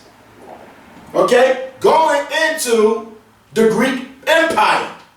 So when they do that movie 300 is all talking about the history from the Persian and Medes going up into the Greek Empire with the Maccabees and all that. But what was his name? The nigga that led the 300? That would be what you call Judas Maccabees, man. Right, okay. Okay, what was his Matthias, right? What's his name? What was his name in 300? Come on, who knows, man? You brothers online. 300 characters. 300 characters. Yes. 300 movie cast. Okay? What's this dude's name, man? Okay? Leonidas. Right? Leonidas, yeah. Leonidas. But who was Leonidas' father? Okay, who was Leonidas' father? Let me see. Leonidas. Right? Father. Okay, so all this is really going into Alexander. Okay. Alright. So let's forget about that. Also, when you go into the history of the Spartans and all that, there was really, obviously, if we saying that, the Spartans was Israelites. Mm-hmm. Okay? The Spartans was Israelites. And his history, elder brother by the name of Karash goes into the history of the Spartans and all that. That was Israelites. Okay? Alright? So go ahead. So we're reading the history of the Maccabees. We're going to be reading the history of the Maccabee Empire, man. I mean the Maccabees revolt. Alright? So go ahead. But the event proved otherwise than they expected. Right. Right. But the event proved otherwise. Go ahead. For the king joined the battle with the Macedonians. So Darius went to battle with the Macedonian, and what happened? And he was beaten. He was what? He was beaten. He was beaten. He was finished. Finished. Go ahead. And lost a great part of his army. His mother also. He was so proud he brought his mother to the battle. Go ahead.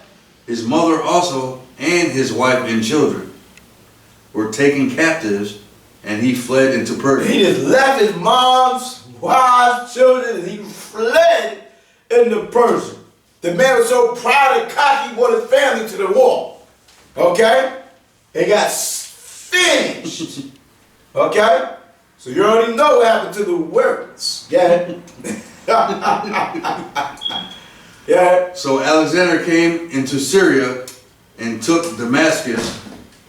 And when on the road to Damascus.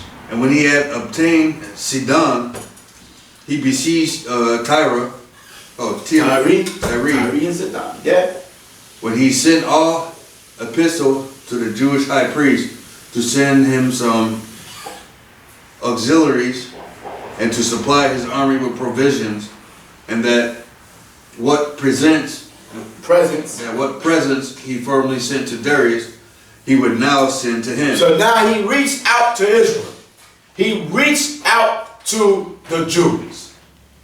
Okay? Why did in the history books you're not talking about how Alexander the Great had political, okay, what do you call it? Discussions, right, with Israel? Why is there no history about Alexander the Great having any political alliance or communication with the children of Israel? Where's that history at, my man? Where's the history at, Esau, right, man? Your colleges and institutions and universities and schools? Where's the history? Huh? Read. And chose the friendship. So this made this history up. Threw Alexander in the air and made all this stuff up, huh? Yeah. And chose the friendship of the Macedonians, and that he should never repent of so doing. So he said, and he would send, and he said to send auxiliaries and supply his army with provisions, and that with presents he formerly sent to Darius, send to him now, he would now send to him, and choose the friendship of the Macedonians, and that he should never repent of so doing. So he said, listen, whatever you did for Darius, you're going to now do to me. Okay? And never repent of doing it. So don't buck up. Okay? I done conquered this dude. We're reading, go back to Daniel, the 8th chapter now. Daniel, the 8th chapter. Daniel, the 8th chapter. We're reading about the fall of the Persian and Mede Empire by the hands of Alexander the Great. In the Bible now. Let's get it, baby. Daniel's 8. Daniel's the 8th chapter. We're in the book of Daniel, the 8th chapter. And read verse 20. We're in the book of Daniel, chapter 8, verse 20. The ram which thou sawest having 2 horns are the kings of Media and Persia. Verse 21. And the rough goat is the king of Grecia. Grecia, which is the Greeks, okay? And the great horn that is between his eyes is the first king. So what happened here? Jump back over to verse 8. Okay, Start with verse 7. Verse 7. okay, we're in the book of Daniel, chapter 8, verse 7. And No, start with 5. Select 5. Verse 5. And as I was considering, behold, an he-goat came from the west on the face of the whole earth, and touched not the ground. And the goat had a notable horn between his eyes. Right, this goat, that notable horn is Alexander the Great. So this goat is talking about the so-called European, so-called white man, Esau. Okay?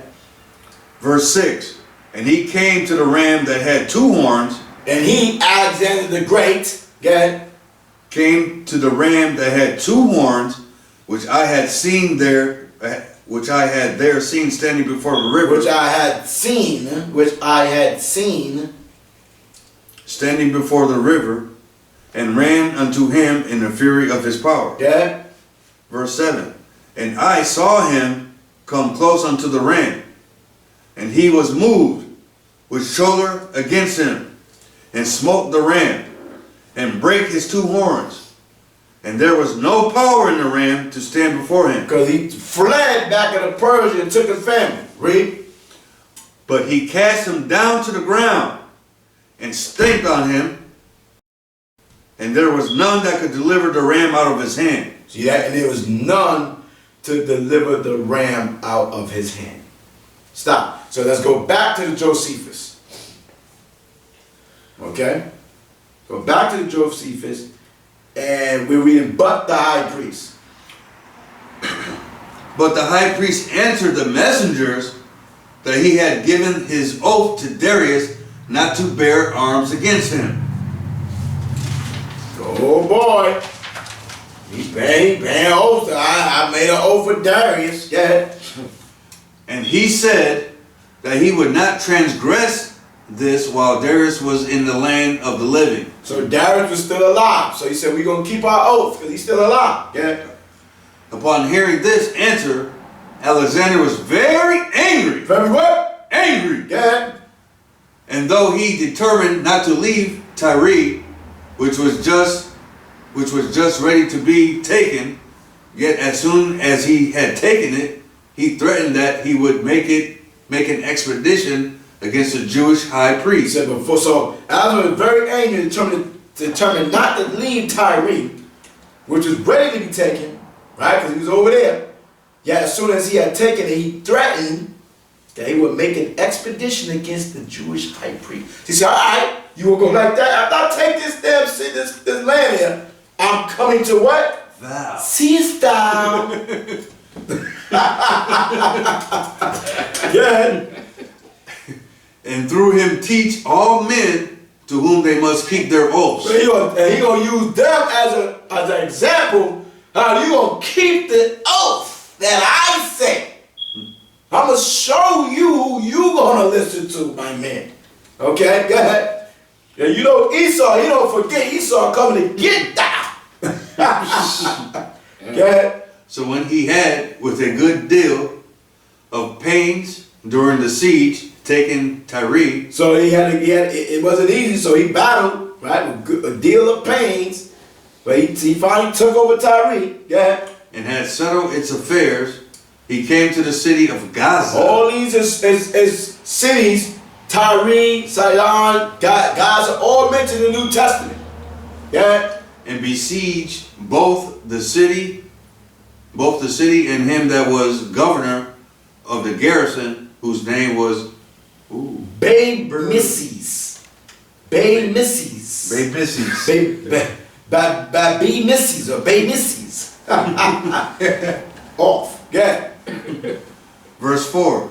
But Sanballat, The old famous Sanballat that we read in the book of Nehemiah, right? He's in Ezra to read.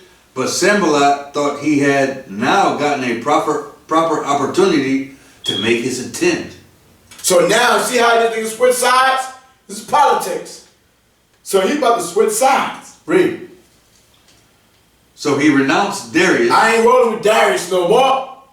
Alexander took him down. I'm switching sides now. Okay? And taking with him 7,000 of his own subjects. 7,000 of his own subjects. 7,000 men. Yeah.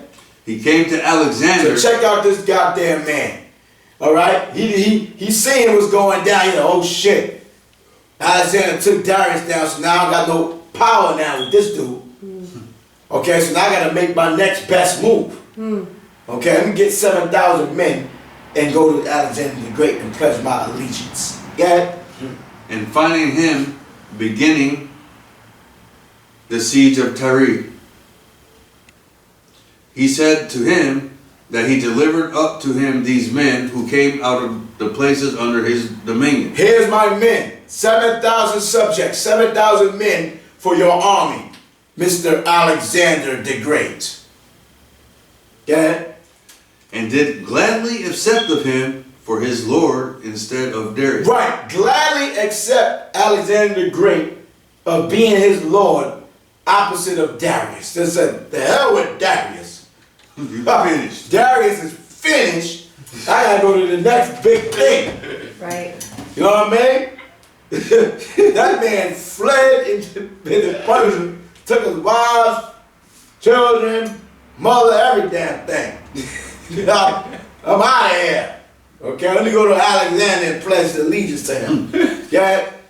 So when Alexander had received him kindly, Sanballat therein took courage and spoke to him about his present affair. Okay, so now he want to put, he want to present his, his policy or his offerings or tribute or whatever. Okay, go ahead. And he told him that he had a son-in-law, Manasseh. There go Israel. There go the Aaronite. Okay, he still got to keep that plan to go because he's still trying to stay in power himself, and he's still trying to destroy the priesthood. Okay, Dad. Who was brother to the high priest, Jaddua. So they want to remove Jaddua out of the high priest and put Manasseh there. See, this is what they want to do. Yeah. And that there were many others of his own nation now with him. Sellouts, coons. Yeah. That there were desirous, yeah. that were desirous to have a temple in the places subject to him. Right, so they want to get their own palaces and schools. And temples, sellout dudes. Read. That it would be for the king's advantage to have the strength of the Jews divided into two parts. So for the king's advantage to have the strength of the Jews divided into two parts. Those that was going to follow the laws and those that wasn't going to follow the law. Let's see what it says here. Lest when the nation is of one mind. Read it again. Lest when the nation is of one mind. Division. Lest when the nation is of one mind. So we're supposed to be of one mind. Okay? All this division in the nation of Israel, it all continues to keep us in subduction or being subdued to our nation, to our enemies. Okay? Period. You want to be anti-Campbellites, right? Or camps against the anti-Campbellites. I mean, y'all the ones that's against camps. Okay? This school against that school. That brother against that brother. No division, you're all divided because there's supposed to be one nation. One love, one nation, one king. That's why Mashiach Yasha Allah is trying to gather all brothers and sisters that are Hebrew Israelites, believing Israelites, to gather themselves to the 8th Hebrew Israelite Summit. Okay? For us to be one nation. Okay? Alright? Period. We're one nation. That's right. And we should not be hating each other. We shouldn't be damn condemning each other. We're supposed to be fighting and standing up against our enemies. Period. All this division has been happening. It's nothing new. Read that part again, brother. Lest when the nation is of one mind. Of one what? Of one mind. One mind. And we're supposed to have the mind of a Mashiach, read. Lest when the nation is of one mind and united. No, divided. United. I'm not with this camp or school. United. If you're not up in this school, you're not in the truth. One mind, united. Go ahead. Upon any attempts for innovation. Right, because if we're innovation, we're coming up with ideas to subdue our enemies. We're coming up with ideas to sustain ourselves as a nation. But we can't do that if we're divided. Read. It proved troublesome to kings. See, if we're not divided, then we're going to prove what? Troublesome to kings. Divided, we're not showing no what? Troubles to the kings. But united, we show what? Troubles to kings. Okay? One love, one nation, one king. That's it. Read. Army of Israel. The Most High is creating a great and exceeding army. Read. As it had formerly proved to the kings of Assyria. And the Assyrians did this tactic. Okay? Whereupon Alexander gave Sanballat leave so to do, who used the utmost diligence and built the temple and made Manasseh the priest and deemed it a great reward that his daughter's children should have that dignity. See that? So he got what he wanted. Alexander granted him his wishes to make Manasseh the high priest. Okay? Right? So now Manasseh is sitting in the high priest because this guy Sanballat done switch sides because obviously Darius is finished, so he had to do what he had to do. Now Alexander gave him reign to go and bring forth all these ideas that he had promised to Manasseh. Okay? Yeah. But when the 7 months of the siege of Tyre were over, however, and the 2 months of the siege of Gaza, Sanballat died. Right. Moses took his ass out. Sanballat is what? Finished. Finished. Okay? Finished. So his damn little idea was what? Finished. Okay? Sanballat dead a lot. Yeah. Now Alexander, when he had taken Gaza, made haste to go up to Jerusalem. Go where? To Jerusalem. Yeah. And Jaddua, the high priest, when he heard that, was in agony. What? Jediah was what? In agony. That man was shook once. Yeah. And under terror. That man was shook once. That man was doing a Harlem. Finished. Yeah. As not knowing how he should meet the Macedonians, since the king was displeased at his foregoing disobedience. Now Darius finished, Sanballat finished, Darius finished, Alexander finished taking Tyre. Now Alexander coming to what? Sister. And that man is shook. Yeah. He therefore ordained that the people should make... Hold up, read that in the Apocrypha again. Read it again. Read right there. Right? Now read one on that. Read it again. The first book of Maccabees, chapter 1, verse 1. And it happened after that Alexander, son of Philip, the Macedonian, who came out of the land of Chittim, has smitten Darius, king of the Persians. Darius was smitten, right? The damn mama took it, wife took it, children took it. Yeah. Going off. Yeah. Worlds. King of the Persians and Medes, that he reigned in his stead, the first over Greece. First over Greece. The first over Greece. Can you get that back in Daniel's 8? In Daniel's 8 and verse 21. Read the book of Daniel, chapter 8, verse 21. And the rough goat is the king Matter of of... fact, start with 20. Okay, verse 20. The ram which thou sawest, Thou, yeah, having 2 horns, are the kings of Media and Persia. right. Verse 21. And the rough goat is the king of Gracia. Who is Alexander, yeah. And the great horn that is between his eyes is the first king. First King, read that There. part again in the Apocrypha. The last verse. You read? Okay, chapter 1, verse 1. And he reigned in his steed. That he reigned in his steed, the first over Greece. Read that again. 21. And the rough goat is the king of Gracia. Greece. Yeah. And the great horn that is between his eyes is the first king. Is the first king. Read that again. And that he reigned. Yeah. That he reigned. In fact, read it again. Read it again, verse the whole one. Read it again.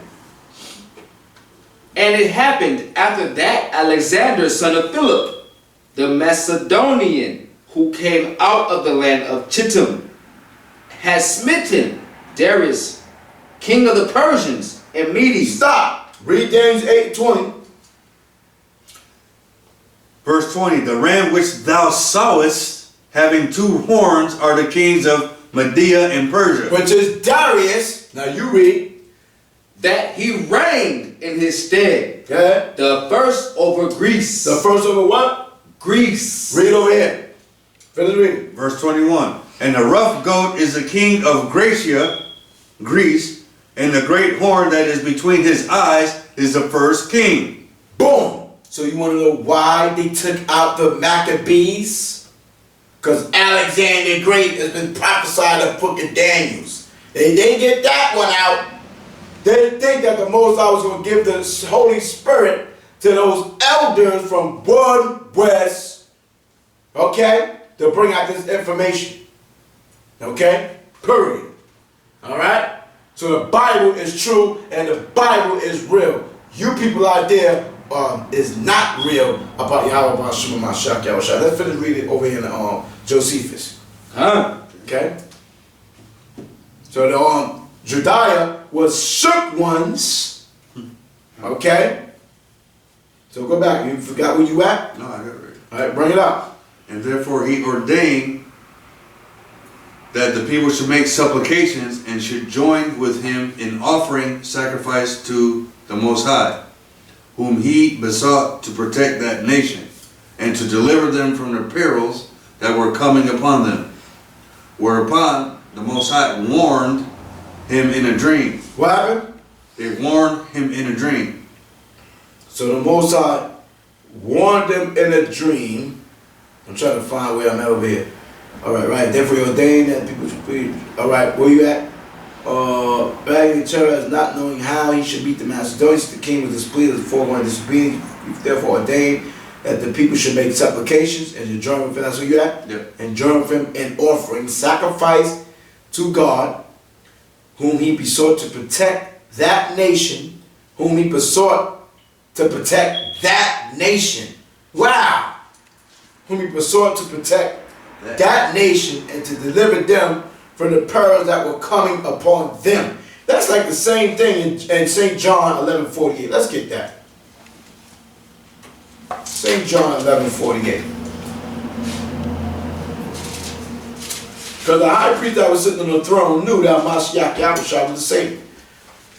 Read St. John 8 and St. John 11:47. Remember the word that nation. We're in the book of John, St. John, chapter 11, verse 47. Then gathered the chief priests and the Pharisees a council and said, what do we? Let's start with 45. Verse 45.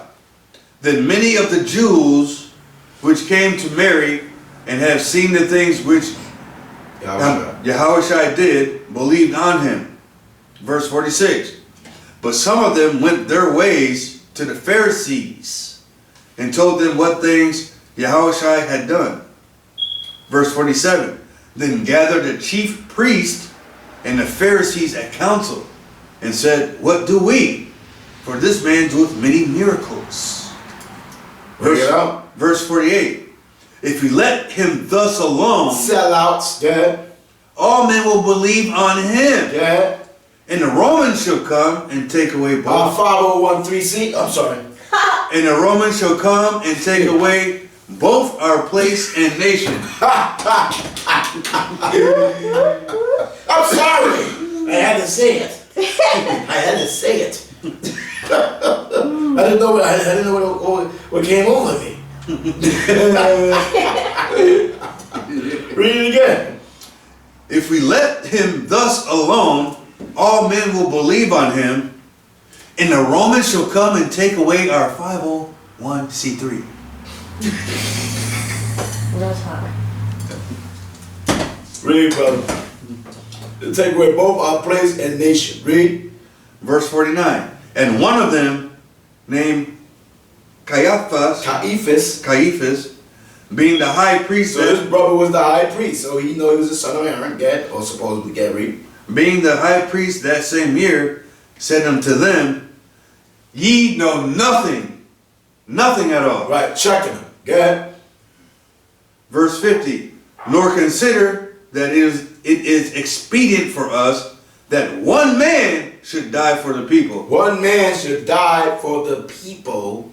Okay? And that the whole nation perish not. And the whole nation perish not. The whole nation perish not. That was there at that time. Read. Verse 51. And this was, who was during the time of the Roman? Judah, Benjamin, and Levi. Those were the three tribes that was during the Roman Empire, during the Greek Empire, all the way after the split of the kingdom of Israel under the time of Solomon. Okay? Yeah. Verse 51. And this spake he not of himself. This he spoke not of himself. Read. But being high priest that year. Being high priest that year. He prophesied that Yahushua should die for that nation. For what? For Israel. For that nation. As they was praying for what? That nation. Okay? That was there during the time of Alexander the Great, Judah, Benjamin, and Levi. Right? And now they're going to come back and say what in St. John 11? Yeah? Verse 52. And not for that nation only. Not only for the nation that was there in Jerusalem or in that area during that time was Judah, Benjamin, Levi. Okay? But who else?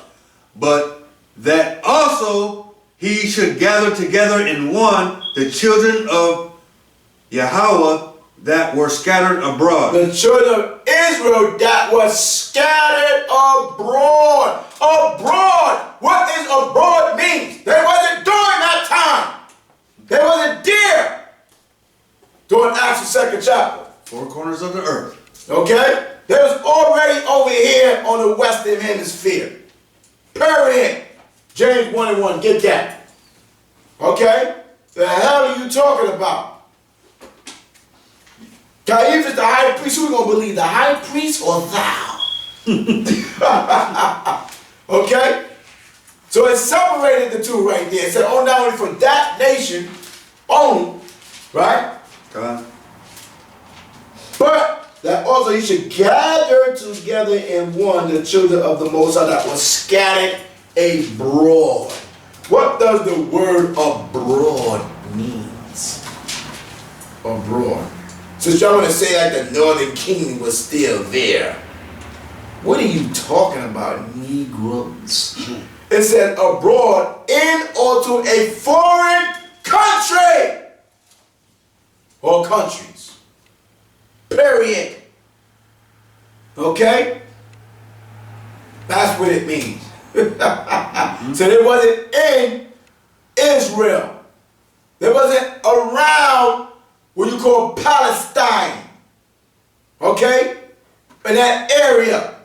Canaan. They ain't not even mentioned during the time after Judith, the book of Judith and Tobit. That's why they put Judith and Tobit in the Apocrypha. Because that goes in the history of the northern kingdom.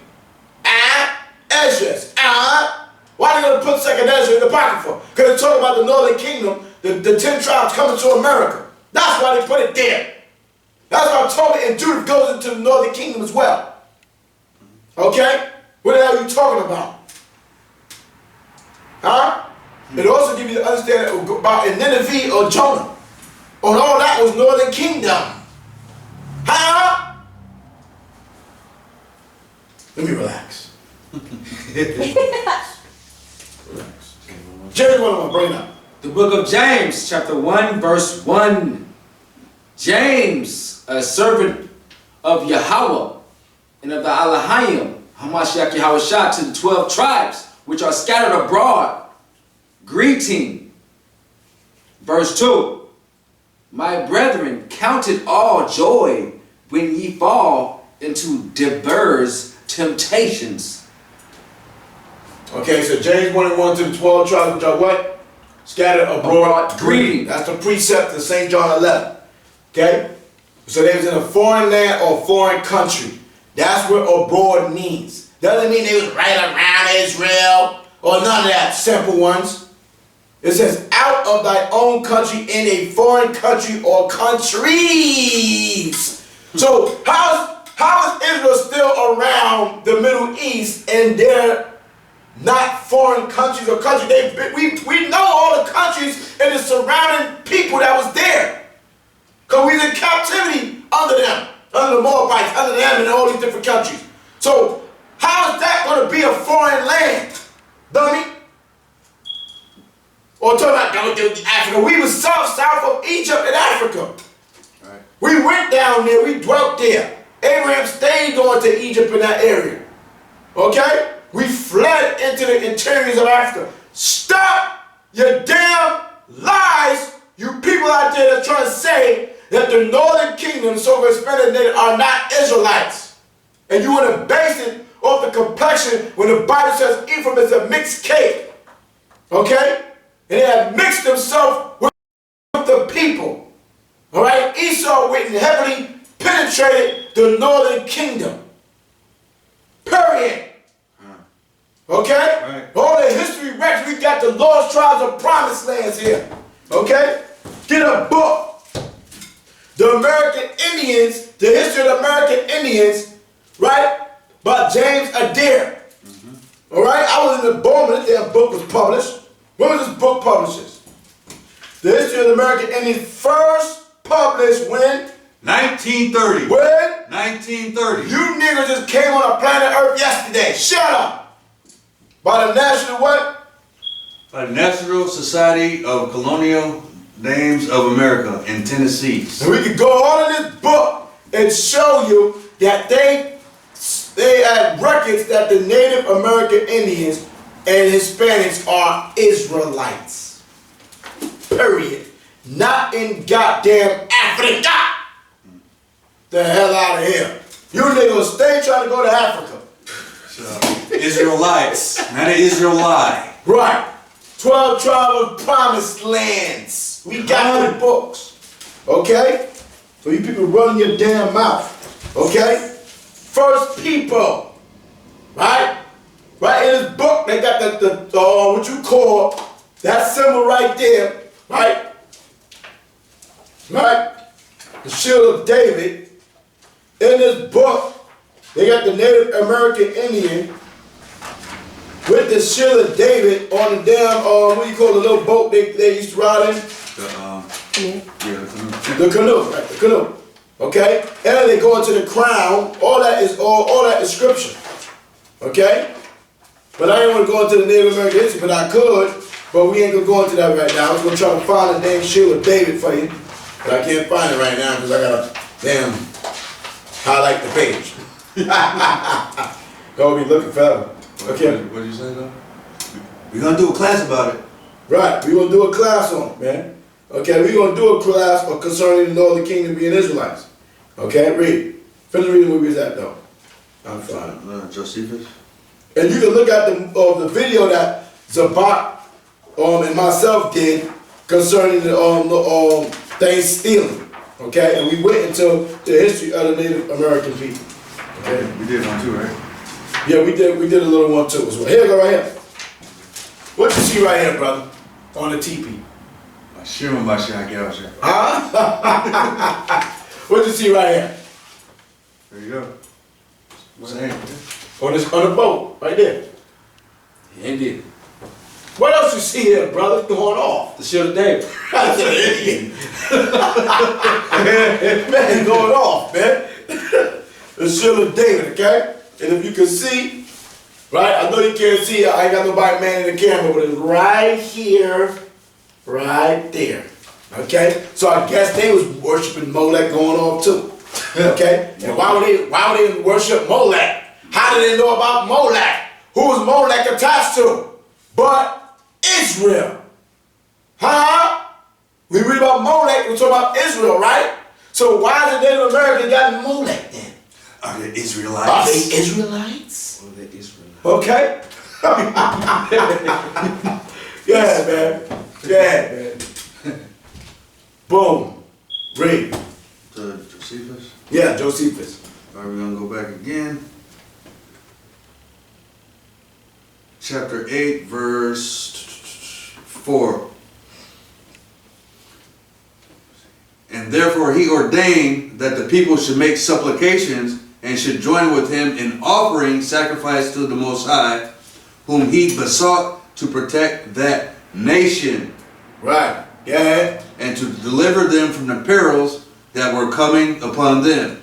Whereupon Yahweh warned him in a dream which came upon him after he had offered sacrifice, that he should take courage, Gird up thy loins, get and adorn the city and open the gates, that the rest should appear in white garments. So they're supposed to be in white garments. Read.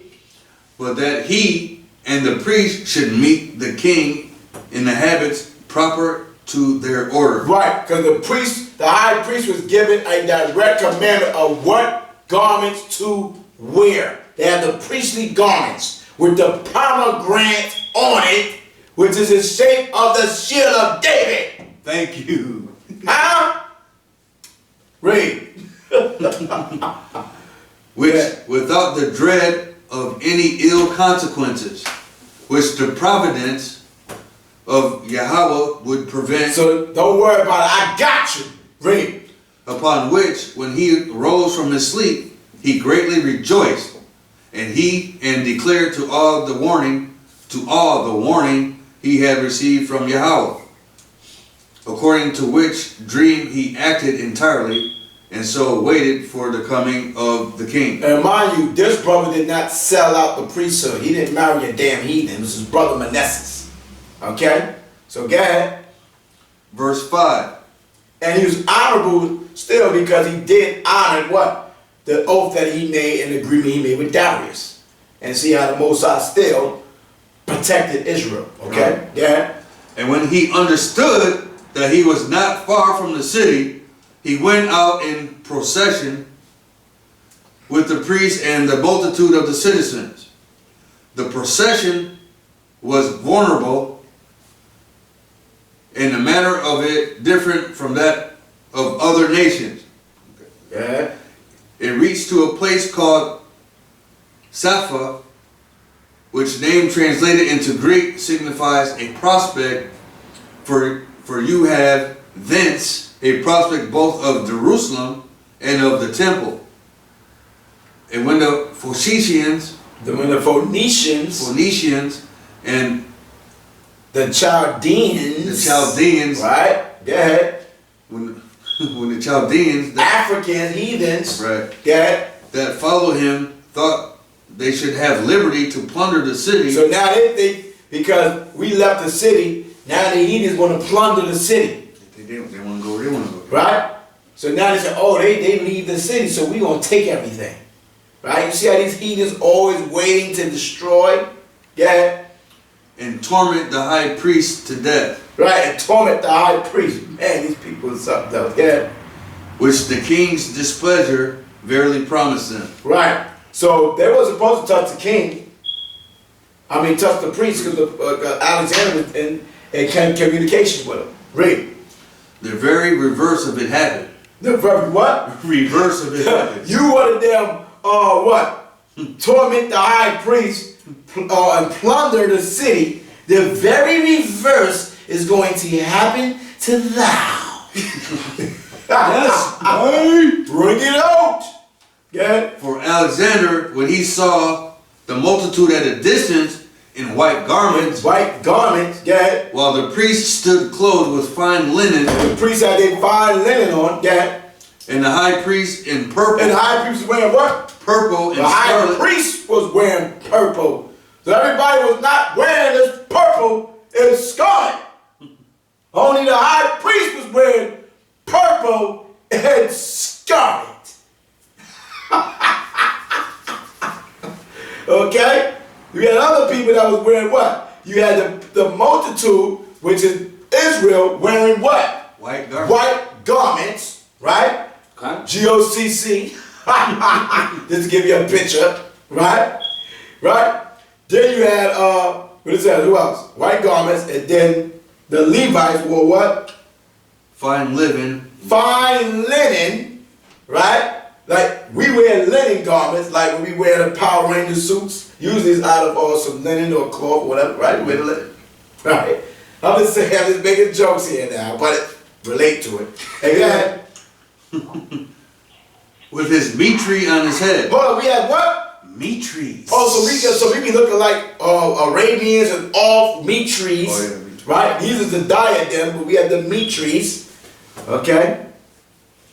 Having the golden plate whereon the name of Yahweh was engraved. Okay, so and as we saw the multitude at a distance in white garments, while the priest stood clothed with fine linen, and the high priest in purple and scarlet clothing. Okay, which would be who we see out there. Let's give you a picture. IUIC. Purple rain. Okay. IUIC wearing the purple and scarlet, okay? Clothing with his mitre on his head. Hold up! The high priest was wearing mitre. You got people saying you shouldn't wear nothing on your head. You got camps out there, schools or leaders saying thou cannot wear nothing on thy head. But these priests had purple and scarlet on, right? Purple and scarlet clothing with a mitre on his head. So not only did they have the purple and scarlet, they had a mitre on. Right. Go ahead. Having the golden plate whereon the name of Yahweh was engraved. They had a golden plate wherein the name of the Most High was engraved. I wonder if it was Jehovah. Right? I wonder if the name there was Jesus. Okay? So they always say their name is not important. Well, there's only one name that's going to be on that damn plate. And it's important. Right? You have a multitude of names on there. The Native Americans was saying Yahweh. Yahweh. But you're going to say they're not Israelites. That's documented in what the Lord's tribes and promised land and in the book of James and Deer. Okay? We're going to go into that, man. But the damn Africans, where's the history of these damn Hamites saying anything like Yahweh? Okay? That ain't the history buff. But hey, bring it. Bring forth thy reasons. Read. He approached by himself and adored that name, and first saluted the high priest. So this is Alexander the Great coming before the high priest, coming before all Israel at the time, Israel, the Levites, and the high priest. And this is King Alexander, right? The son of Philip the Macedonian, the first over Greece, which is prophesied in the Bible, coming before and seeing the golden plate where the name of the Most High was engraved. He, Alexander himself, approached by himself without his security, anything. You know, this dude was gangster with it. Yeah. And adored. And compassed him about, well, I'm sorry.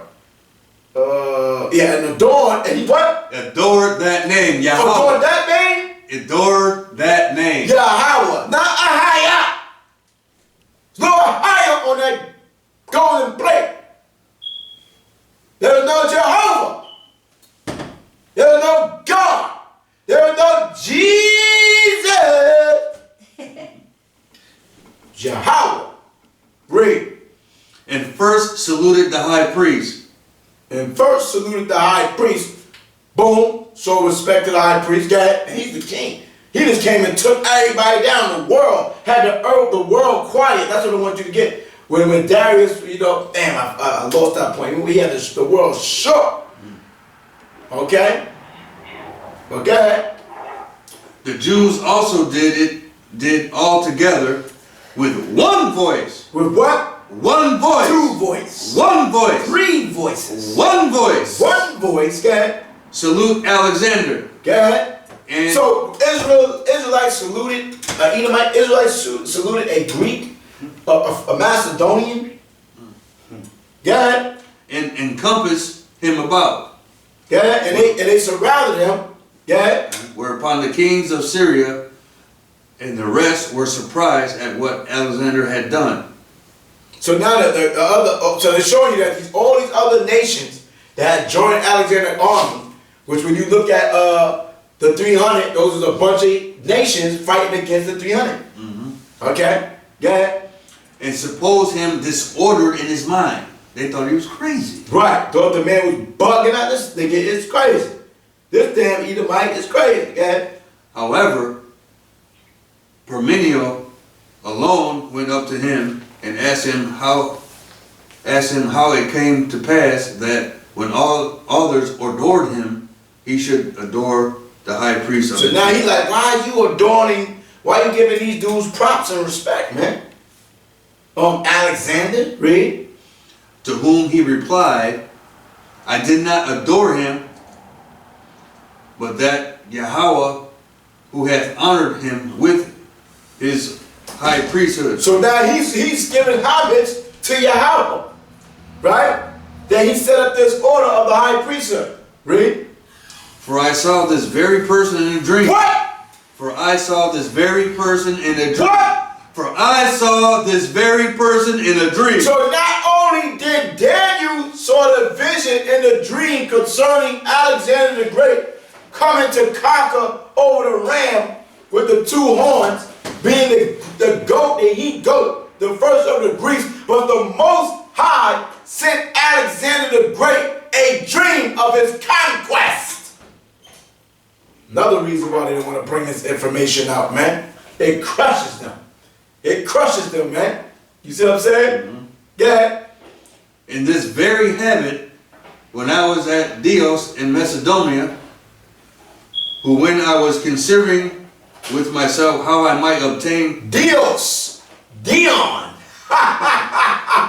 Zeus. Yeah. how I might obtain the dominion of Asia, They might get the dominion of Asia. Yeah. exhorted me to make no delay, but boldly to pass over the sea thither, for that he would conduct my army, and would give me the dominion over the Persians. Wow. Wow. He was given the vision. How about that?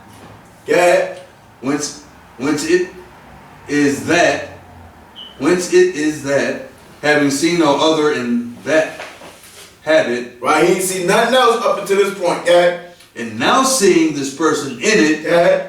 and remembering that And vision, remember that what? vision, Remember that who? vision, What did Daniel have? What did Daniel have in Daniel's the 8th chapter? Let's get it. Daniel.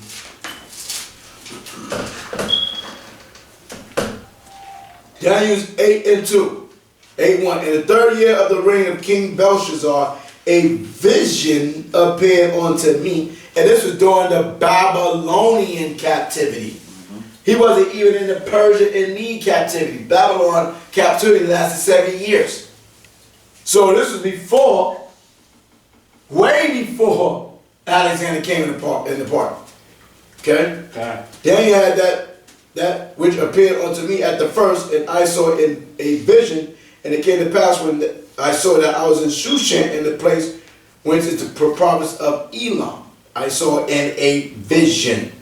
Okay? So now you have to get the timeline of when, in the 3rd year of reign of King Belshazzar. When was King Belshazzar ruling? During the time of Daniel seeing his vision, and when did Babylon was taken down by the Persians and Medes, and the period of time before Alexander came and conquered. So these things was already written. Okay? Read. Whence is that, having seen no other in that habit, and now seeing this person in it, and remembering that vision and that exhortation which I had, exhortation which I had in my dream. Go ahead. I believe that which he had in my dream. Okay? So now I'm going to mess with you now. Which he had in his dream. I'm going to mess with you now. Take it how you want to take it. But Numbers says this. Numbers 12. Numbers 12. Take it how you want to take it now. Numbers 12. And 6. And he said, hear now my words. If there be a prophet among you, I, the Most High, will make myself known unto him in a vision, and will speak unto him in a dream. Take that as you want to take it. Okay? The Most High went to Alexander the Great and gave him this vision because he was prophesied during the time of Daniel to come. Okay? And he acknowledged in the dream. Okay? So, hey, was he a prophet? That's what the Most High said. Okay? All right? All right, read. I believe that I bring this army under divine conduct. Under the what? Divine conduct. But then you got people out there saying that the heathens can't have no divine nothing. Right? These people bring forth the doctrine of Cornelius being an Israelite. And I'm going to say it, that I don't believe that. Okay? All right? It sounds good, but you got to link up a million trillion precepts to prove your theory. When Acts 10, right, says Peter, they tell you that he would not go to he would not go to a heathen. Well, I said, let's quote it, man. I'm not even going to go into that subject. Okay? I'm not going into that right now. Go ahead, read. I believe that. that. Go to any that is not of my nation. That's not of the Jew. I mean, that's clear. Read. I believe that I bring this army under divine conduct and shall therewith conquer Darius. Which he did. Dead. And destroy the power of the Persians. Which he's dead. Daniel 8. Read. Just join the conference. And that all things will succeed according to what is in my own mind. We're reading the book. We're reading Josephus, book 11, chapter 8, and we in verse 5. Read. Will succeed according to what is in my own mind. And when he had said this to Parmenio, and had given the high priest his right hand, Given the high priest his right hand, the priest ran along by him, and he came unto the city.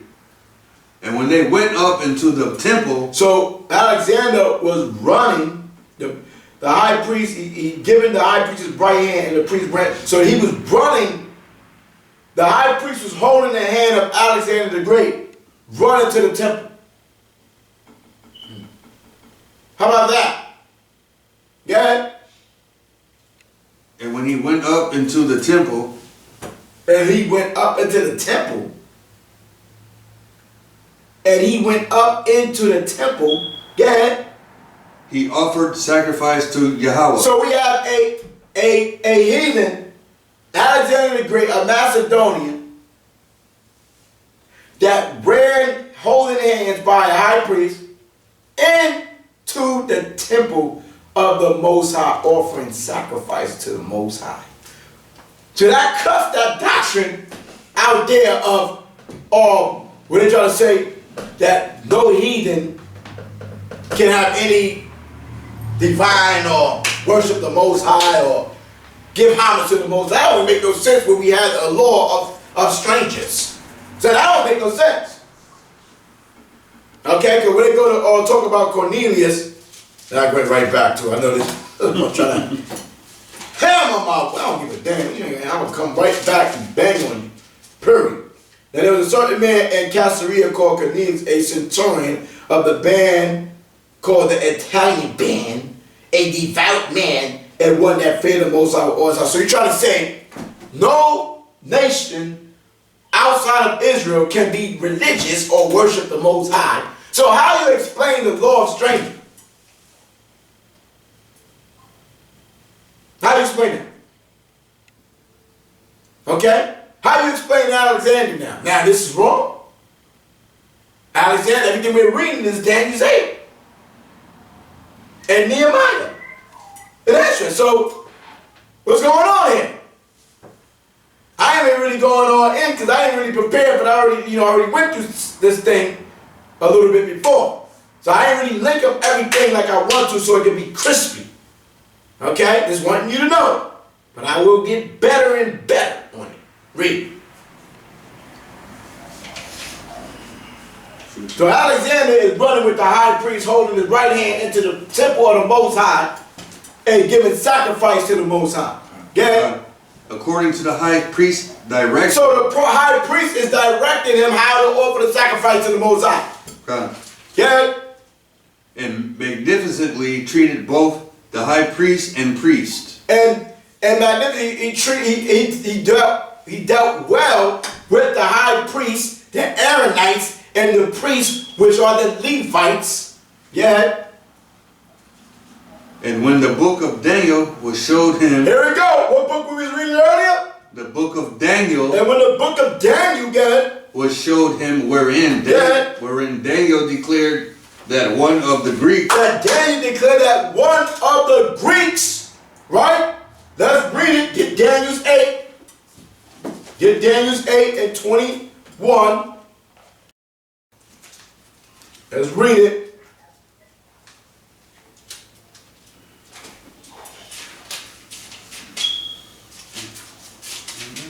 Daniel's 8 and 21. This is the book of Daniel, chapter 8, verse 21. And the rough goat is the king of Grecia, and the great horn that is between his eyes is the first king. It's the first king. So what it said over there, and when the book of Daniel was showed within, Daniel declared that one of the Greeks, Grecia, the first king of the Greeks, should destroy the empire of the Persians. Boom! Great. He supposed that himself. Was what? Was the person intended. Is that a fact? Is that a fact what we read? Yes. Okay? So his vision, his dream concerning him coming into power was factual and true. And this man showed love to who? Israel. Yep. And showed love to who? The Most High. And recognized his what? Name. Mm-hmm. Adored his name. So no heathen can know the name. How you can't know the name, but you had heathens that was amongst Israel, that was our servants and handmaids and everything that heard us say his name. So how they can't say it? How they not gonna know the name? Like, stop playing, read. Simple, people be simple as hell. Go ahead. And as he was then glad, he dismissed the multitude for the present. But the next day he called them to him and bid them ask what favors they pleased of him. Hold up, now this is King Alexander the Great about to give Israel what? Favor. Go ahead. Whereupon the high priest desired that they might enjoy the laws of their forefathers. So the priest said, we want to enjoy the laws of our forefathers. Alexander, go ahead. And might pay no tribute on the seventh year. And on the 7th year, we pay no tribute, which is the year of Jubilee. Yeah. Okay? Go ahead. He granted all they desired. What did Alexander do? Granted all they desired. No, he killed them. Granted all they desired. Destroyed them. All they desired, he granted. He gave them all. So a heathen can't do good, huh? No heathen can do good. That makes you turn around now a little bit. Okay? Get it? And when they interred. Because why he did good? Because the Most High made him do it. Okay? Alright? The Most High put the Spirit on him to do favor for Israel. Alright? Period. Okay? So he still did it. Right? He still had to do it. It had to be in him to do it. Okay? But the Most High, he rules in the kingdom of men. But the man still had, like, we do whatever we do, but we still know what we doing. So we're like, we are going to trial. We don't know what we doing. I know. The lineage. Right. Go ahead. Some things are just out of people's minds. Ready?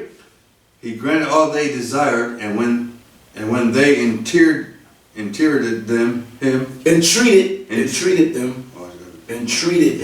entreated him that he would permit the Jews in Babylon. Where was Israelites where? In Babylon. So there was still Israelites in where? Babylon. Babylon during this time. Okay? So how's no Jews going to be in Babylon even during the time of the Romans? Huh? Go ahead. There was Jews in Babylon and where? Medea. And Media. Media. Go to Acts 2nd chapter right quick, bro. Acts 2nd chapter. Okay? Read verse 22. This is the book of Acts, chapter 2. No, man, I'm sorry, read verse 5. Chapter 2, verse 5. And there were dwelling at Jerusalem Jews, devout men, out of every nation. So these people was what? Devout men. No, they was what? Devout men. Jews. Jews. They were what? Read it again.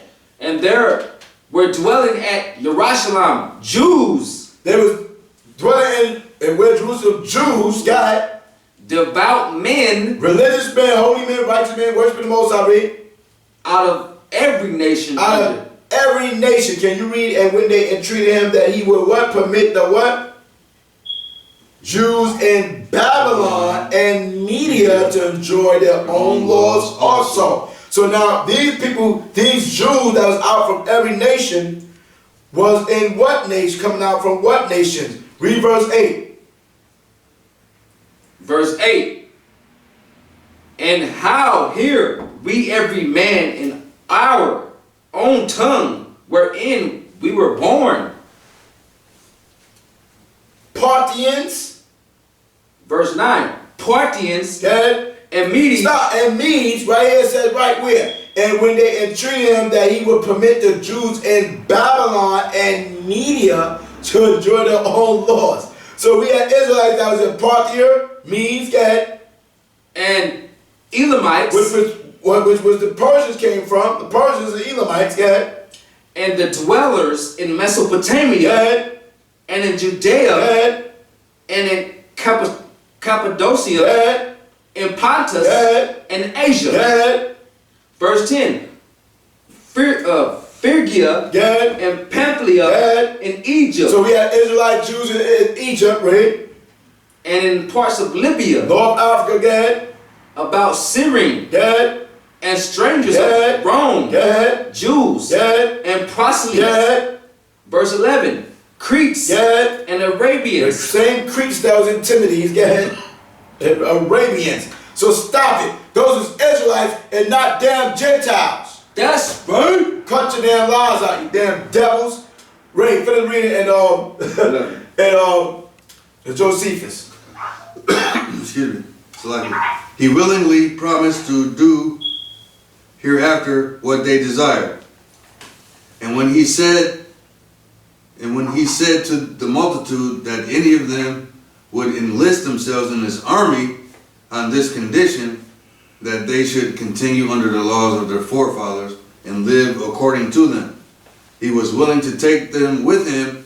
Many were ready to accompany him in his wars. So now he recruited Israelites into his army. Okay? And he still promised them that they would keep their own laws. Okay? Because at the end of the day, he's ruling. Okay? So now, Alexander don't seem like a bad guy right here when it came to Israel. Right. Okay? Go ahead. Verse 6. So when Alexander had thus settled matters at Jerusalem, he led his army into the neighboring cities. And when all the inhabitants to whom he came received him with great kindness. The Samaritans. The who? Samaritans. They would have them Samaritans again. Go ahead. Who had then Shechem for their metropolis. See, and remember Shittim during the time of Genesis, when they smashed Dana, right? They got that Canaanite. All right, so these same people. Yeah. A city situate at Mount Gerizim and inhabited by apostles. Right, that was the same city and the same mountain that the guy Sanballat promised Manasseh to build a temple in Mount Gerizim. Okay, which was this city is where the Samaritans were at, who had then shipped them for their metropolis. So let's find out if these Samaritans are really Israelites. Because we got people saying that the Samaritans was Israelites too. Okay? All right? There's a remnant or a remnant of all people in every land. But don't try to make Samaria Israel. Because they were not Israelites. We're going to show you right here in Josephus. Read. And we got to finish the one in 2 Kings 17 to prove that. But we ain't finished it. Get it. And inhabited by apostates of the Jewish nation.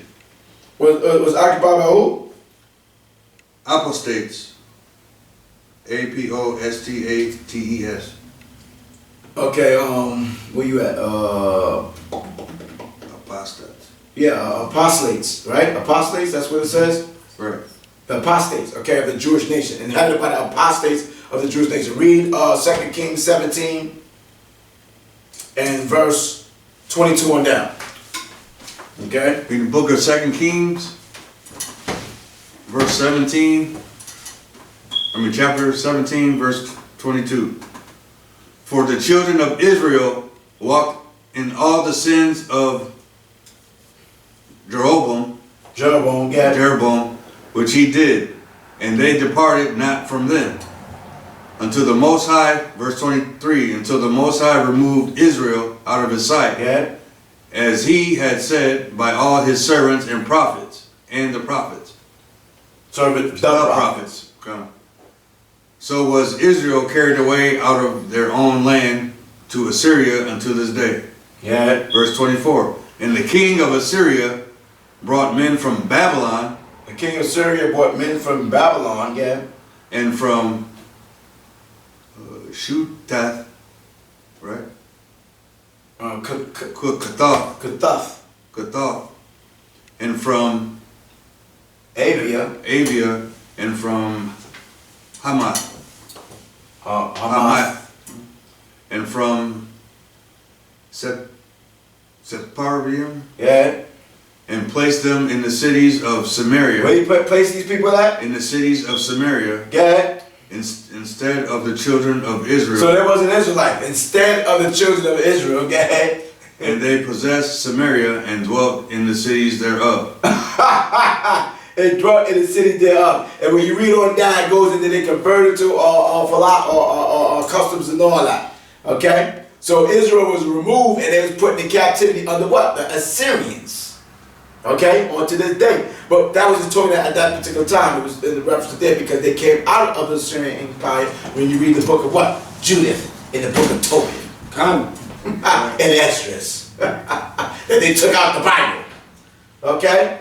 So apostate is one who abandons one religious faith or political party, one's principle or cause. A person who abandons religion, party, cause. So these people that you was reading about, right, and inhabited by apostates of the Jewish nations, which was not Israelites. Okay, they abandoned their religion, as you read in 2 Kings 17, therefore, and followed our customs. Right. Okay? That's when you read on down to 2 Kings 17. Okay, so these heathens that converted to being Jews. Okay? That's why you got these Colossian Jews. Okay, that's these people here. Alright, so go ahead, brother. Read. And check this out. Read. Seeing that Alexander had so greatly honored the Jews. See how Alexander so have what? Greatly honored the Jews. Greatly, so now they see that Alexander the Great is greatly admiring us. Let's show you these damn demon nations, man. Go ahead, brother. We're going to show you a thing. This is the same thing that these people do.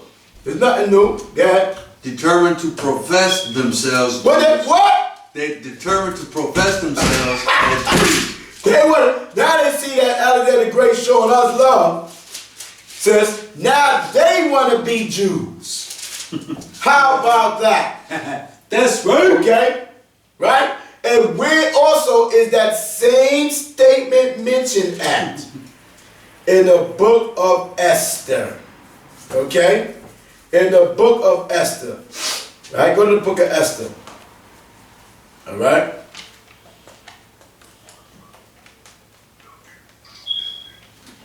And this is all talked about doing this up to this point too, because this was the ending of the Persian and Median Empire. Okay? But to show you during the time of Esther what was going on here.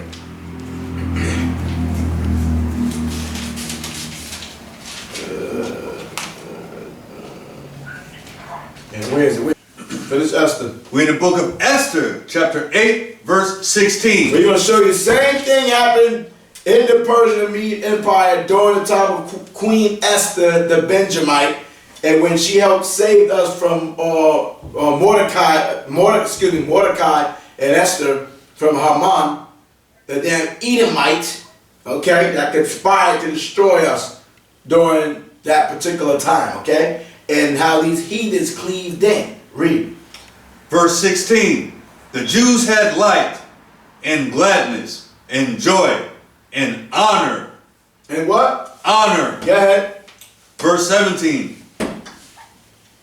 And in every province and in every city, whithersoever the king's commandment and his decree came, right, the Jews had joy and gladness. We had what? Joy and gladness. Joy and gladness. Go ahead. A feast. And a what? A feast. And a feast. We was feasting like we're feasting now, or the 4th day of Tabernacles, right?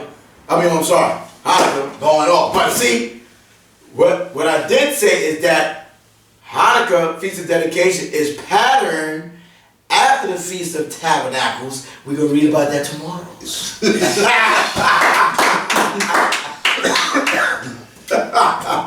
Yeah. Try to get me. And the Jews had joy and gladness and a feast and a good day. And many of the people of the land became Jews. And they became what? Jews. And they became Jews. Yeah. So they faking a funk, right? Like these guys over here. Let's go back over here. Okay? And chapter 6. Okay? Read it again from the top. Chapter 6. So when Alexander had thus... So we are in the book of Josephus. Okay? Where's the Josephus? I'll put it there. All right, the book of Josephus, hold up. The book of Josephus, book 11, chapter 8, verse 6. So when Alexander had thus settled matters at Jerusalem, he led his army into the neighboring cities. And when all the inhabitants to whom he came received him with great kindness. The Samaritans. Who had then Shechem. Yeah, Shechem for their metropolis. So their metropolis city was called Shittim or Shechem. Yeah. A city Situated, basically, we're saying situated. A city situated at Mount Gerizim, and inhabited by apostates of the Jewish nation. Right, which we just read about in 2 Kings 17. Okay? Apostates, fake, phony, converts. Get it? Seeing that Alexander had so greatly honored the Jews. Same thing over here. The Jews greatly honored the Jews. Alexander, the white man don't want them to know that Alexander admired the Jews, the Israelites, us, black people, Hispanic, Native Americans.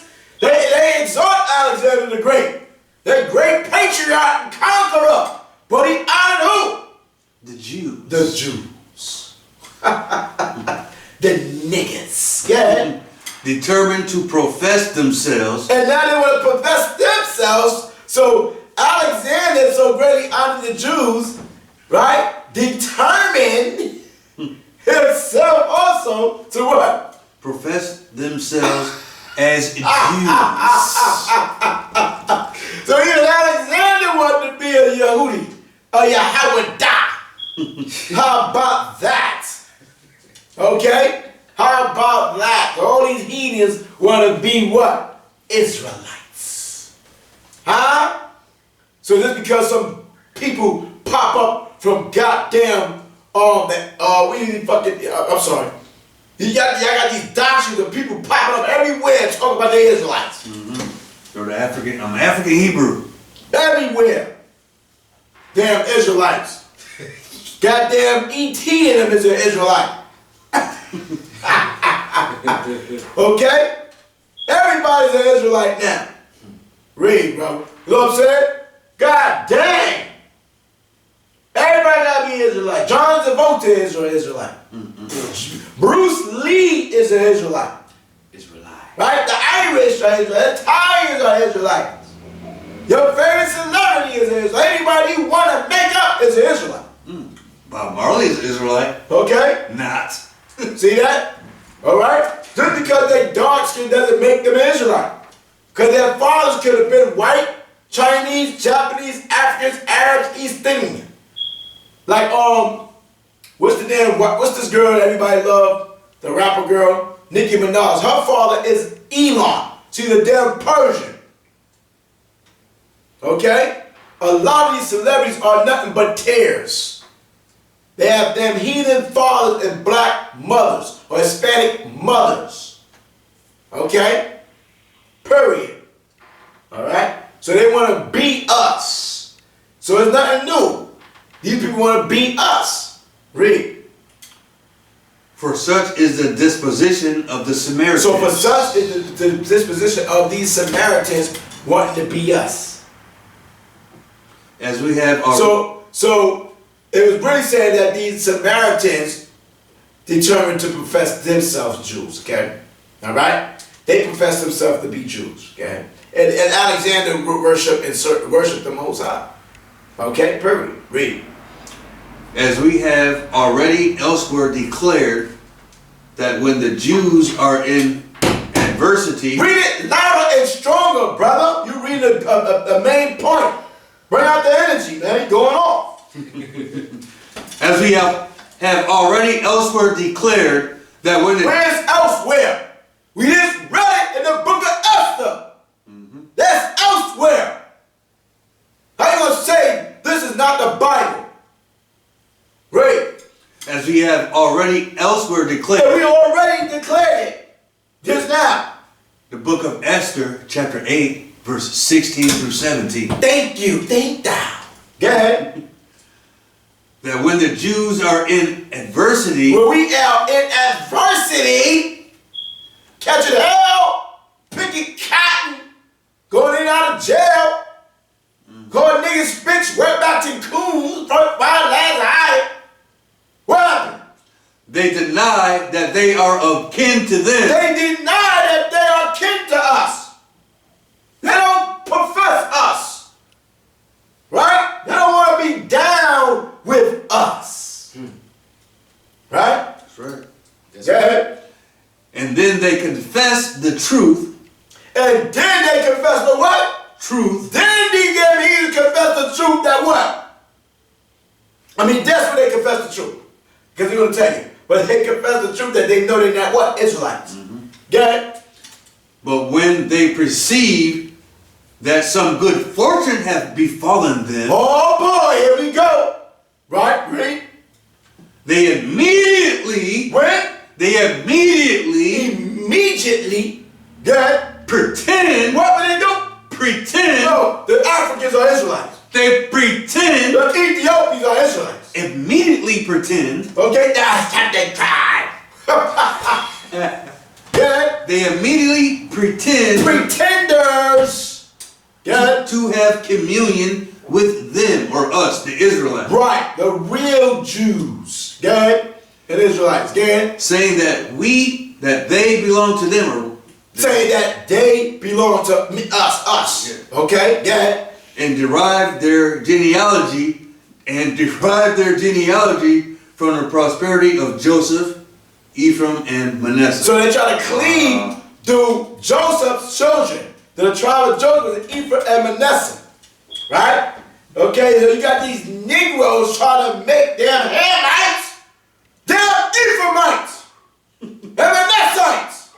That's you doing that same S-H-I-T today. Because you probably damn heathen any damn way on the low. Okay? Okay? Accordingly, they make their address to the king with splendor. Coming up there to the King Alexander with splendor. We are the Israelites too. We are the Jews. We derived from Joseph, Ephraim, and Manasseh. Dad? And showed great alacrity in meeting him at a little distance. Alacrity, I gotta see what that word alacrity means, man. That sounds like a nice old fancy word. I don't know if we're saying it right, but we're going to hear it right in a second. Okay? Let's see how we pronounce that word here. Alacrity. Alacrity. Alacrity. Alacrity. Okay, can y'all hear it? Can y'all hear the way you're supposed to say that word? Alacrity. Alacrity. Alacrity. Alacrity. Cheerful, willingness, eagerness. Okay? Right? So they was doing it with what? Great alacrity. A great alacrity. I'm gonna start using that word. Cheerful, willingness, eagerness. Alacrity. Speed or quickness. Right? You need to move with alacrity. Okay? Read, show some alacrity. Thank you. Splendor. Great light or luster, brilliance. So they trying to woo Alexander the Great. Get it? In meeting him at a little distance from Jerusalem. And when Alexander had commanded them, Join the conference. Shalom, welcome to the conference call. I heard somebody just joined in the conference call. Who that just joined in? Welcome, welcome. Go ahead. We in the book of Josephus, book 11, chapter 8, verse 6. Okay, to the person that just got on. Go ahead. the Shkittimites, The what? And when Alexander had commended them, the Shittimites. okay, the Shittimites, the Shittimites approached to him, taking with them troops that Salabat had sent him, and they desired that he would come to their city and do honor to their temple So also. you see that? So since he came to our temple and showed us honor, now these damn fake pretending Samaritan heathens and want Alexander to do the same thing for them. So they came out with splendor, right? Alacrity, right? I think I said it right. Alacrity. Alacrity, right? They came out with what? Splendor. And they came out with Alacrity. all right, try to perpetrate the damn frauds. Get it? To whom he promised that when he returned he would come to them. And when they petitioned that he would remit the tribute of the 7th year to them, Jubilee. And when they petitioned that he would remit the tribute of the 7th year to them, so they trying to get the same thing we got, right? That don't get no tribute on the 7th year. Okay, go ahead. Because they did but so thereon, he asked who they were. And Alexander the Great said, wait a minute. Who art thou? That's right. Who art thou? Okay. And he asked, who art thou that made such a petition? And when they said that they were Hebrews. What these damn heathens saying? They were Hebrews. They trying to say they us. They Hebrews. Okay? Yeah. But it had the name of Sidonians living at Shittim. But they had the name of Sidonians living at Shittim. Okay? Well, how you gonna say you Hebrews in one voice, and then you got the name of you're the Sidonians living at Shittim? Okay? So they is contradicting every damn thing right now. They're trying to play Alexander the Great like he dumb as hell. Okay? And not knowing that the Most High had what? Called him, set him up to do this job. How about that? Alright, they about to get sliced and diced in a second. Okay? Trying to perpetrate the fraud, trying to be us. And you got these Negroes trying to make these damn heathens us right now today. Okay? Yeah, brother. And he asked them again whether they were Jews. And when they said they were not Jews. Right, so here's his side, Sidon, a Phoenician city midway between Beirut, and Tyre. Okay? Small offshore islands made an excellent point. So these are heathens. These are own damn heathens, period. They're not Israelites, they're Africans. When we put these cats in captivity, these are heathens. Okay? So go ahead. And to tell you right here that Sidon fell under the power in turn of the Syrian, Babylonian, Persian, Greece, and Rome. Okay? So they was conquered people too. But they wasn't Israelites. Alright? Go ahead. Okay. He asked them again whether they were... say it again. Hold on. Let's see how Alexander... I want to be Alexander. Or you be Alexander. Alright? Let's see how it goes. Now, let's read it again. And he asked them again whether they were Jews. And when they said they were not Jews... Now you need to read the part. Get where we at. Get where we at. Okay, we in chapter 6. Stay with us, brother. Okay, point 6. Right here. You got it?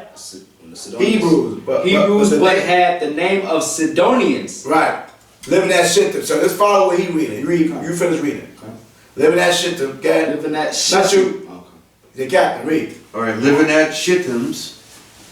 He asked them again whether they were Jews. And when they said they were not Jews, it was... Now hold on. You say you're not Jews. And he said, I'm not asking.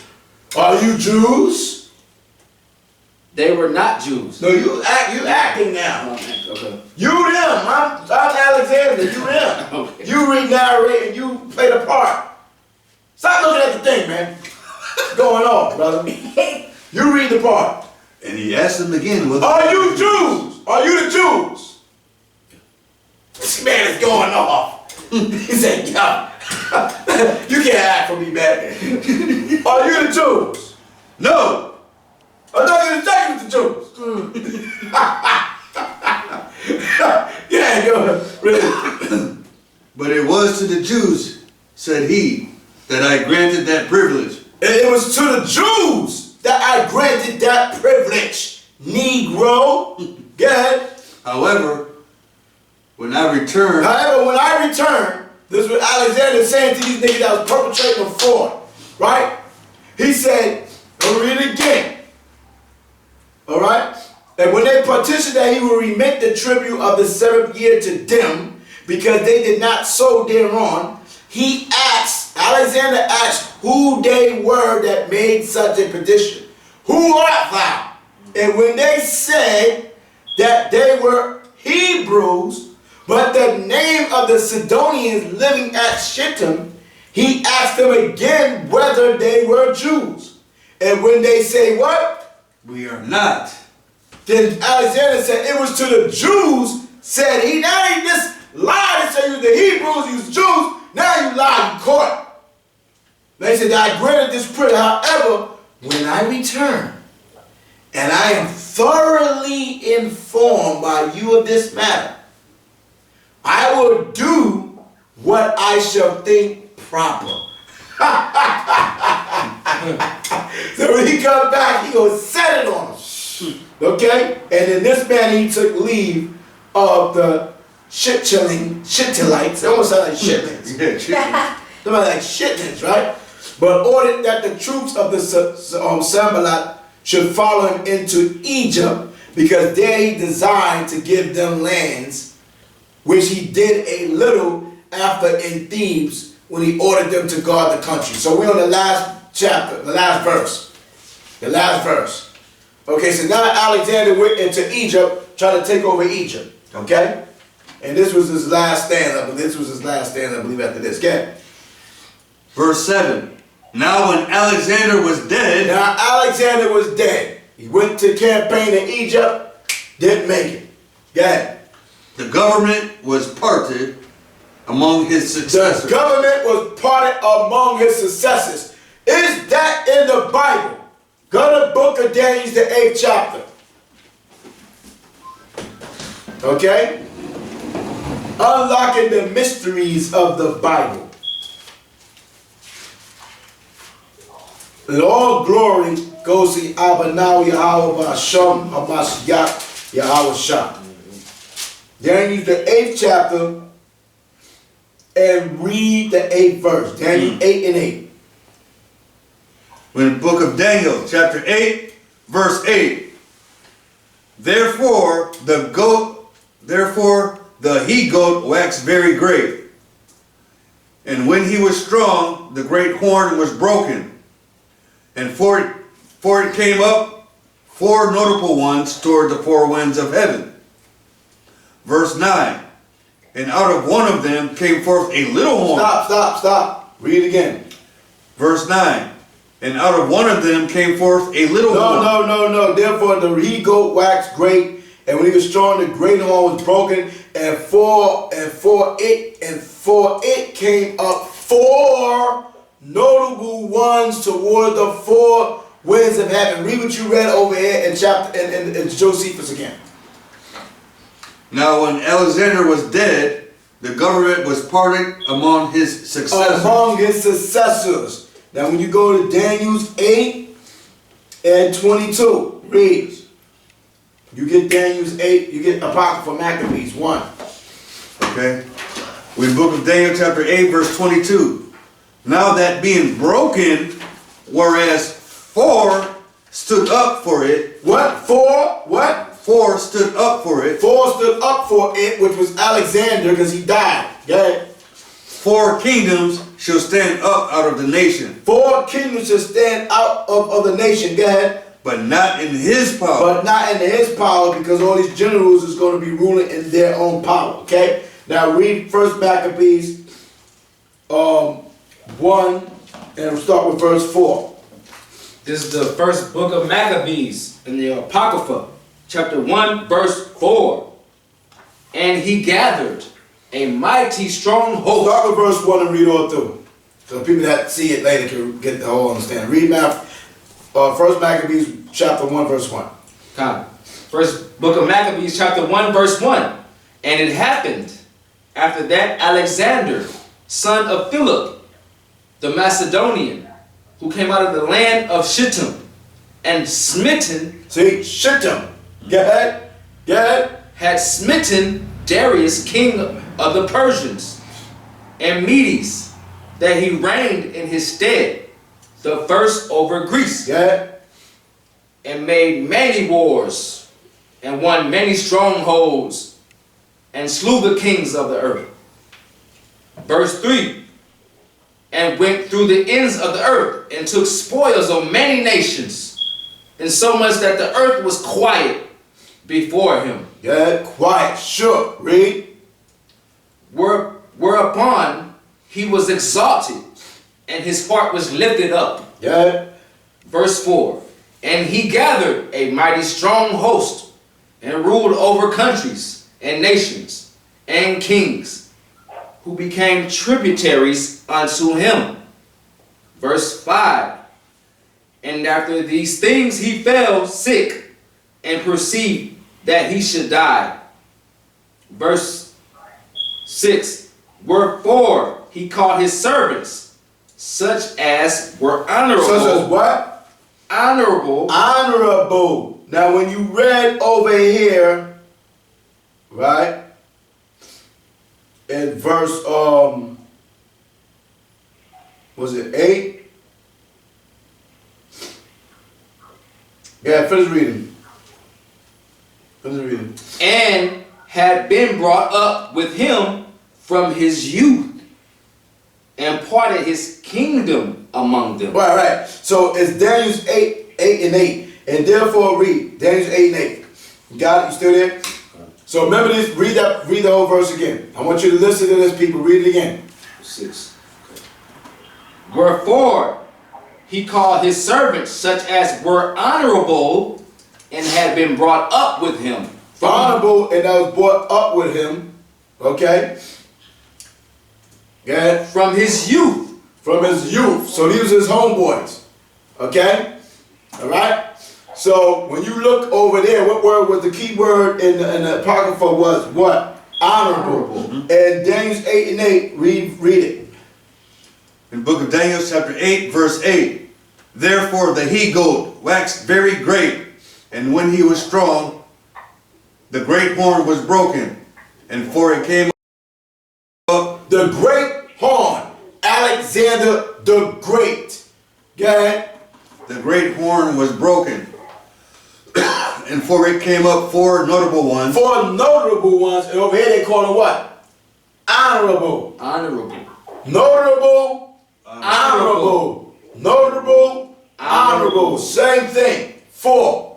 Okay? And who is these 4 people that it's talking about? It's talking about Cassandra, Ptolemy, Antagonist, and Seleucus. And we fell up under the Seleucus dynasty. Okay? Alright? So Ptolemy went down into Egypt. Okay? Seleucus stayed over there in around Jerusalem, around that area there. Okay?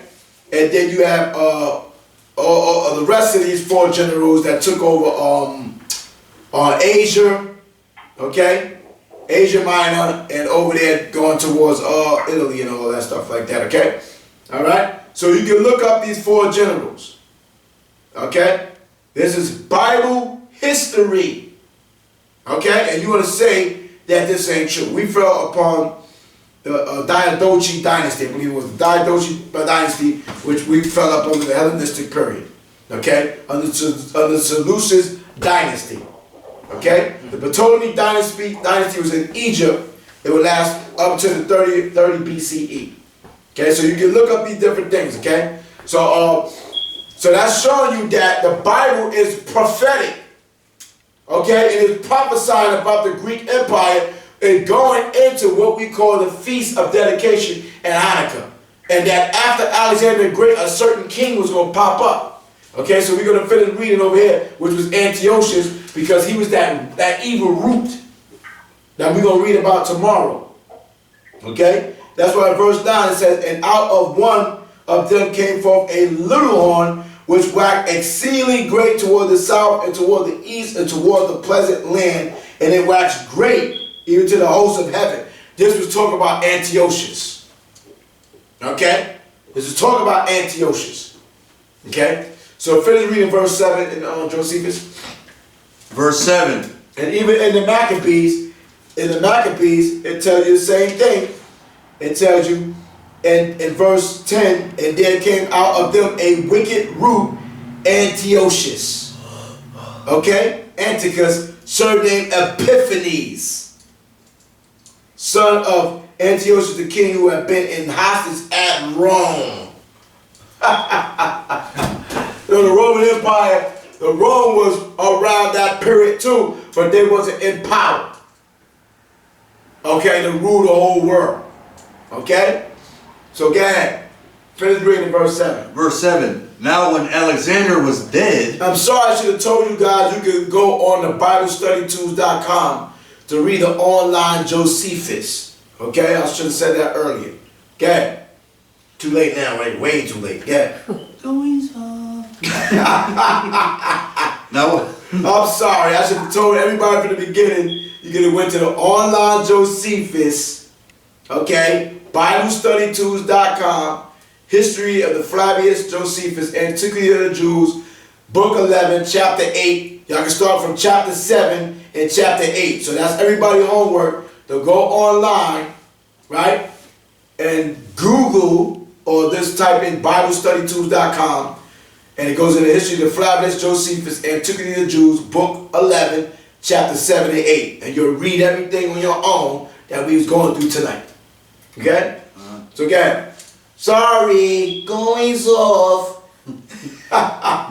verse 7. Now when Alexander was dead, He was what? dead, Yeah. the government was parted among his successors. Right. And who was his successors' names? That's on the test too.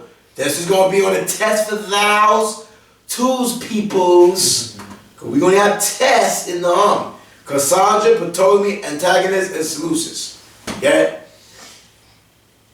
But the temple upon Mount Gerizim remained. And if anyone were So they built the temple. That temple still was there. So the temple was built. Yeah. and if anyone were accused by those of Jerusalem of having eating things common or of having broken the Sabbath, So if anyone were accused of those of Jerusalem of eating things common, right? Or having broken the Sabbath, eating was common in the land, because what they ate was common, was not common for us as Israelites. unclean. It was unclean. Okay, or broken the Sabbath. That Or of any other crime of the like nature, which is against the law. That he fled away to the he Shittites. fled away into what? To the Shittites. Is that in the Bible? In the Apocrypha? In the Maccabees? Yes. We will go over that tomorrow. But it's written, you can read 1st and 2nd Maccabees, and you'll find out where these dudes who didn't want to, who converted to these damn things, fled into these different countries.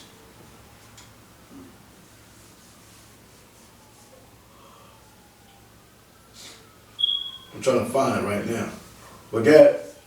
And said that he was accused unjustly. About this time, it was that Jaddua, the high priest, died, and Onias, his son, took the high priesthood. This was the state of the affairs of the people of Jerusalem at this time.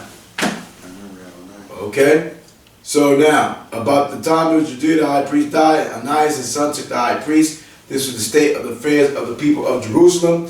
And when you start reading about Onias, this is going into Judas Maccabees' forefathers or grandfather, because it says in those days arose Matthias, the son of John, the son of Simon, a priest of the sons of Joreb from Jerusalem, and dwelt in Modin. Okay, so we was reading about Joreb and okay, Eliab, okay? Okay, from Jerusalem and dwelt in Modin. So this is all the lineage going up to Matthias Maccabees. Okay? Going into Judas Maccabees. Okay? So this is the first portion of our Hanukkah celebration. I mean, we went through some Hanukkah scriptures in different classes during the feasts and things of that nature.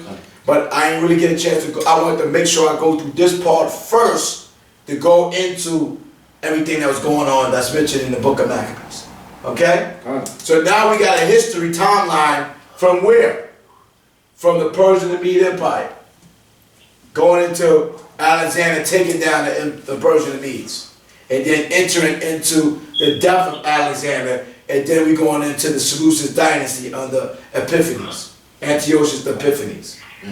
Okay? All right? So now you can put all these timelines in order when you go into the book of Nehemiah, you go in the book of Esdras, Daniel's, you know what I'm saying? They put everything together. Okay? All right? So that's the end of the class. All praise and all glory to Yahweh Shem Mashiach Yahushua. Those of you that stood firm for the last 3 hours and a half. Can we start at 10:30? Right? All praise and glory to you. I hope you learned something. That's right. Okay? I hope it was interesting. Alright? So this is your brother Maraka Ponyawada Ponyashala for first portion.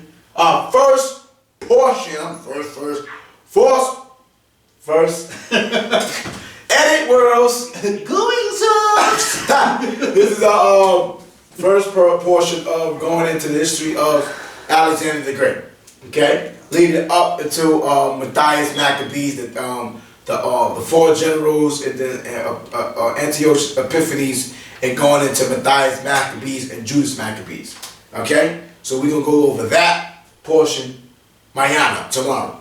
Huh? Come on. Hallelujah. Hallelujah. Hallelujah. Hallelujah. Hallelujah. Hallelujah. And you off tomorrow, right? Who's off? You. I'm not off tomorrow. I got to do the work for the Most High. Come on. Hallelujah. Hallelujah. Hallelujah. Hallelujah. So everybody join the conference. Hallelujah. So wherever you at, eat, pop a bottle, some wine, get it popping, have some fun, enjoy thyself. You know what I'm saying? And hey, we might just play an outro song for y'all. Okay? Which song should we play for the brothers and sisters? Any particular Army of Israel song or track you brothers and sisters like or heard? You know, because we putting out this music, and I cannot forget to say, all right, that the 8th Hebrew Israelite Summit, okay, is coming up in January 26th to the 30th in Fort Lauderdale, Florida, hosted by LOZ, the Light of Zion. Okay? And we have a unity concert that Sunday, and AOI NYMG is going to be in the building bringing forth these hot tracks for your listening ears. Okay? So make sure that you make this trip. AOI is going to be leading out of Dayton, Ohio, okay, with a 12-passenger van, okay? That's right. So if you're en route, holler at us and you can get on the bus. Okay? You got to pay for your ticket, though. Now, if you're jacked up and you just want to make it, we might got an extra seat for you on the top. And we get a ride for free all the way to Florida. Just keep your mouth closed. And hold his on. No, we just playing, man, but we gotta have a little humor and everything, okay? So, all praise and glory, and I'm gonna play this track, outro's track, from my brother Karat Zaya, Captain Karat Zaya, Someday, No More, and it's a beautiful track, okay? And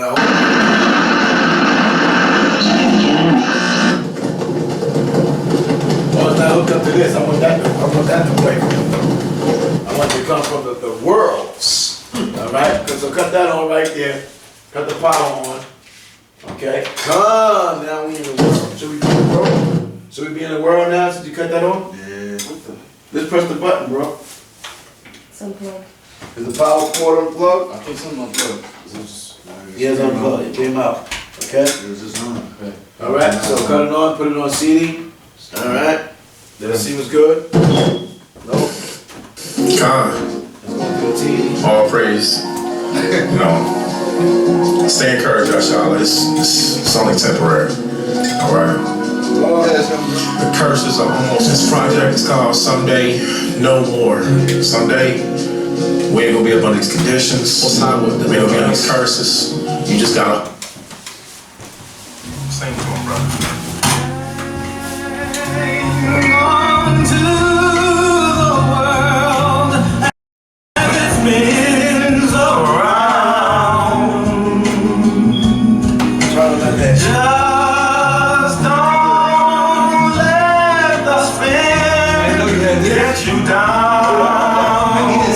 It'll be no more homework, no more books.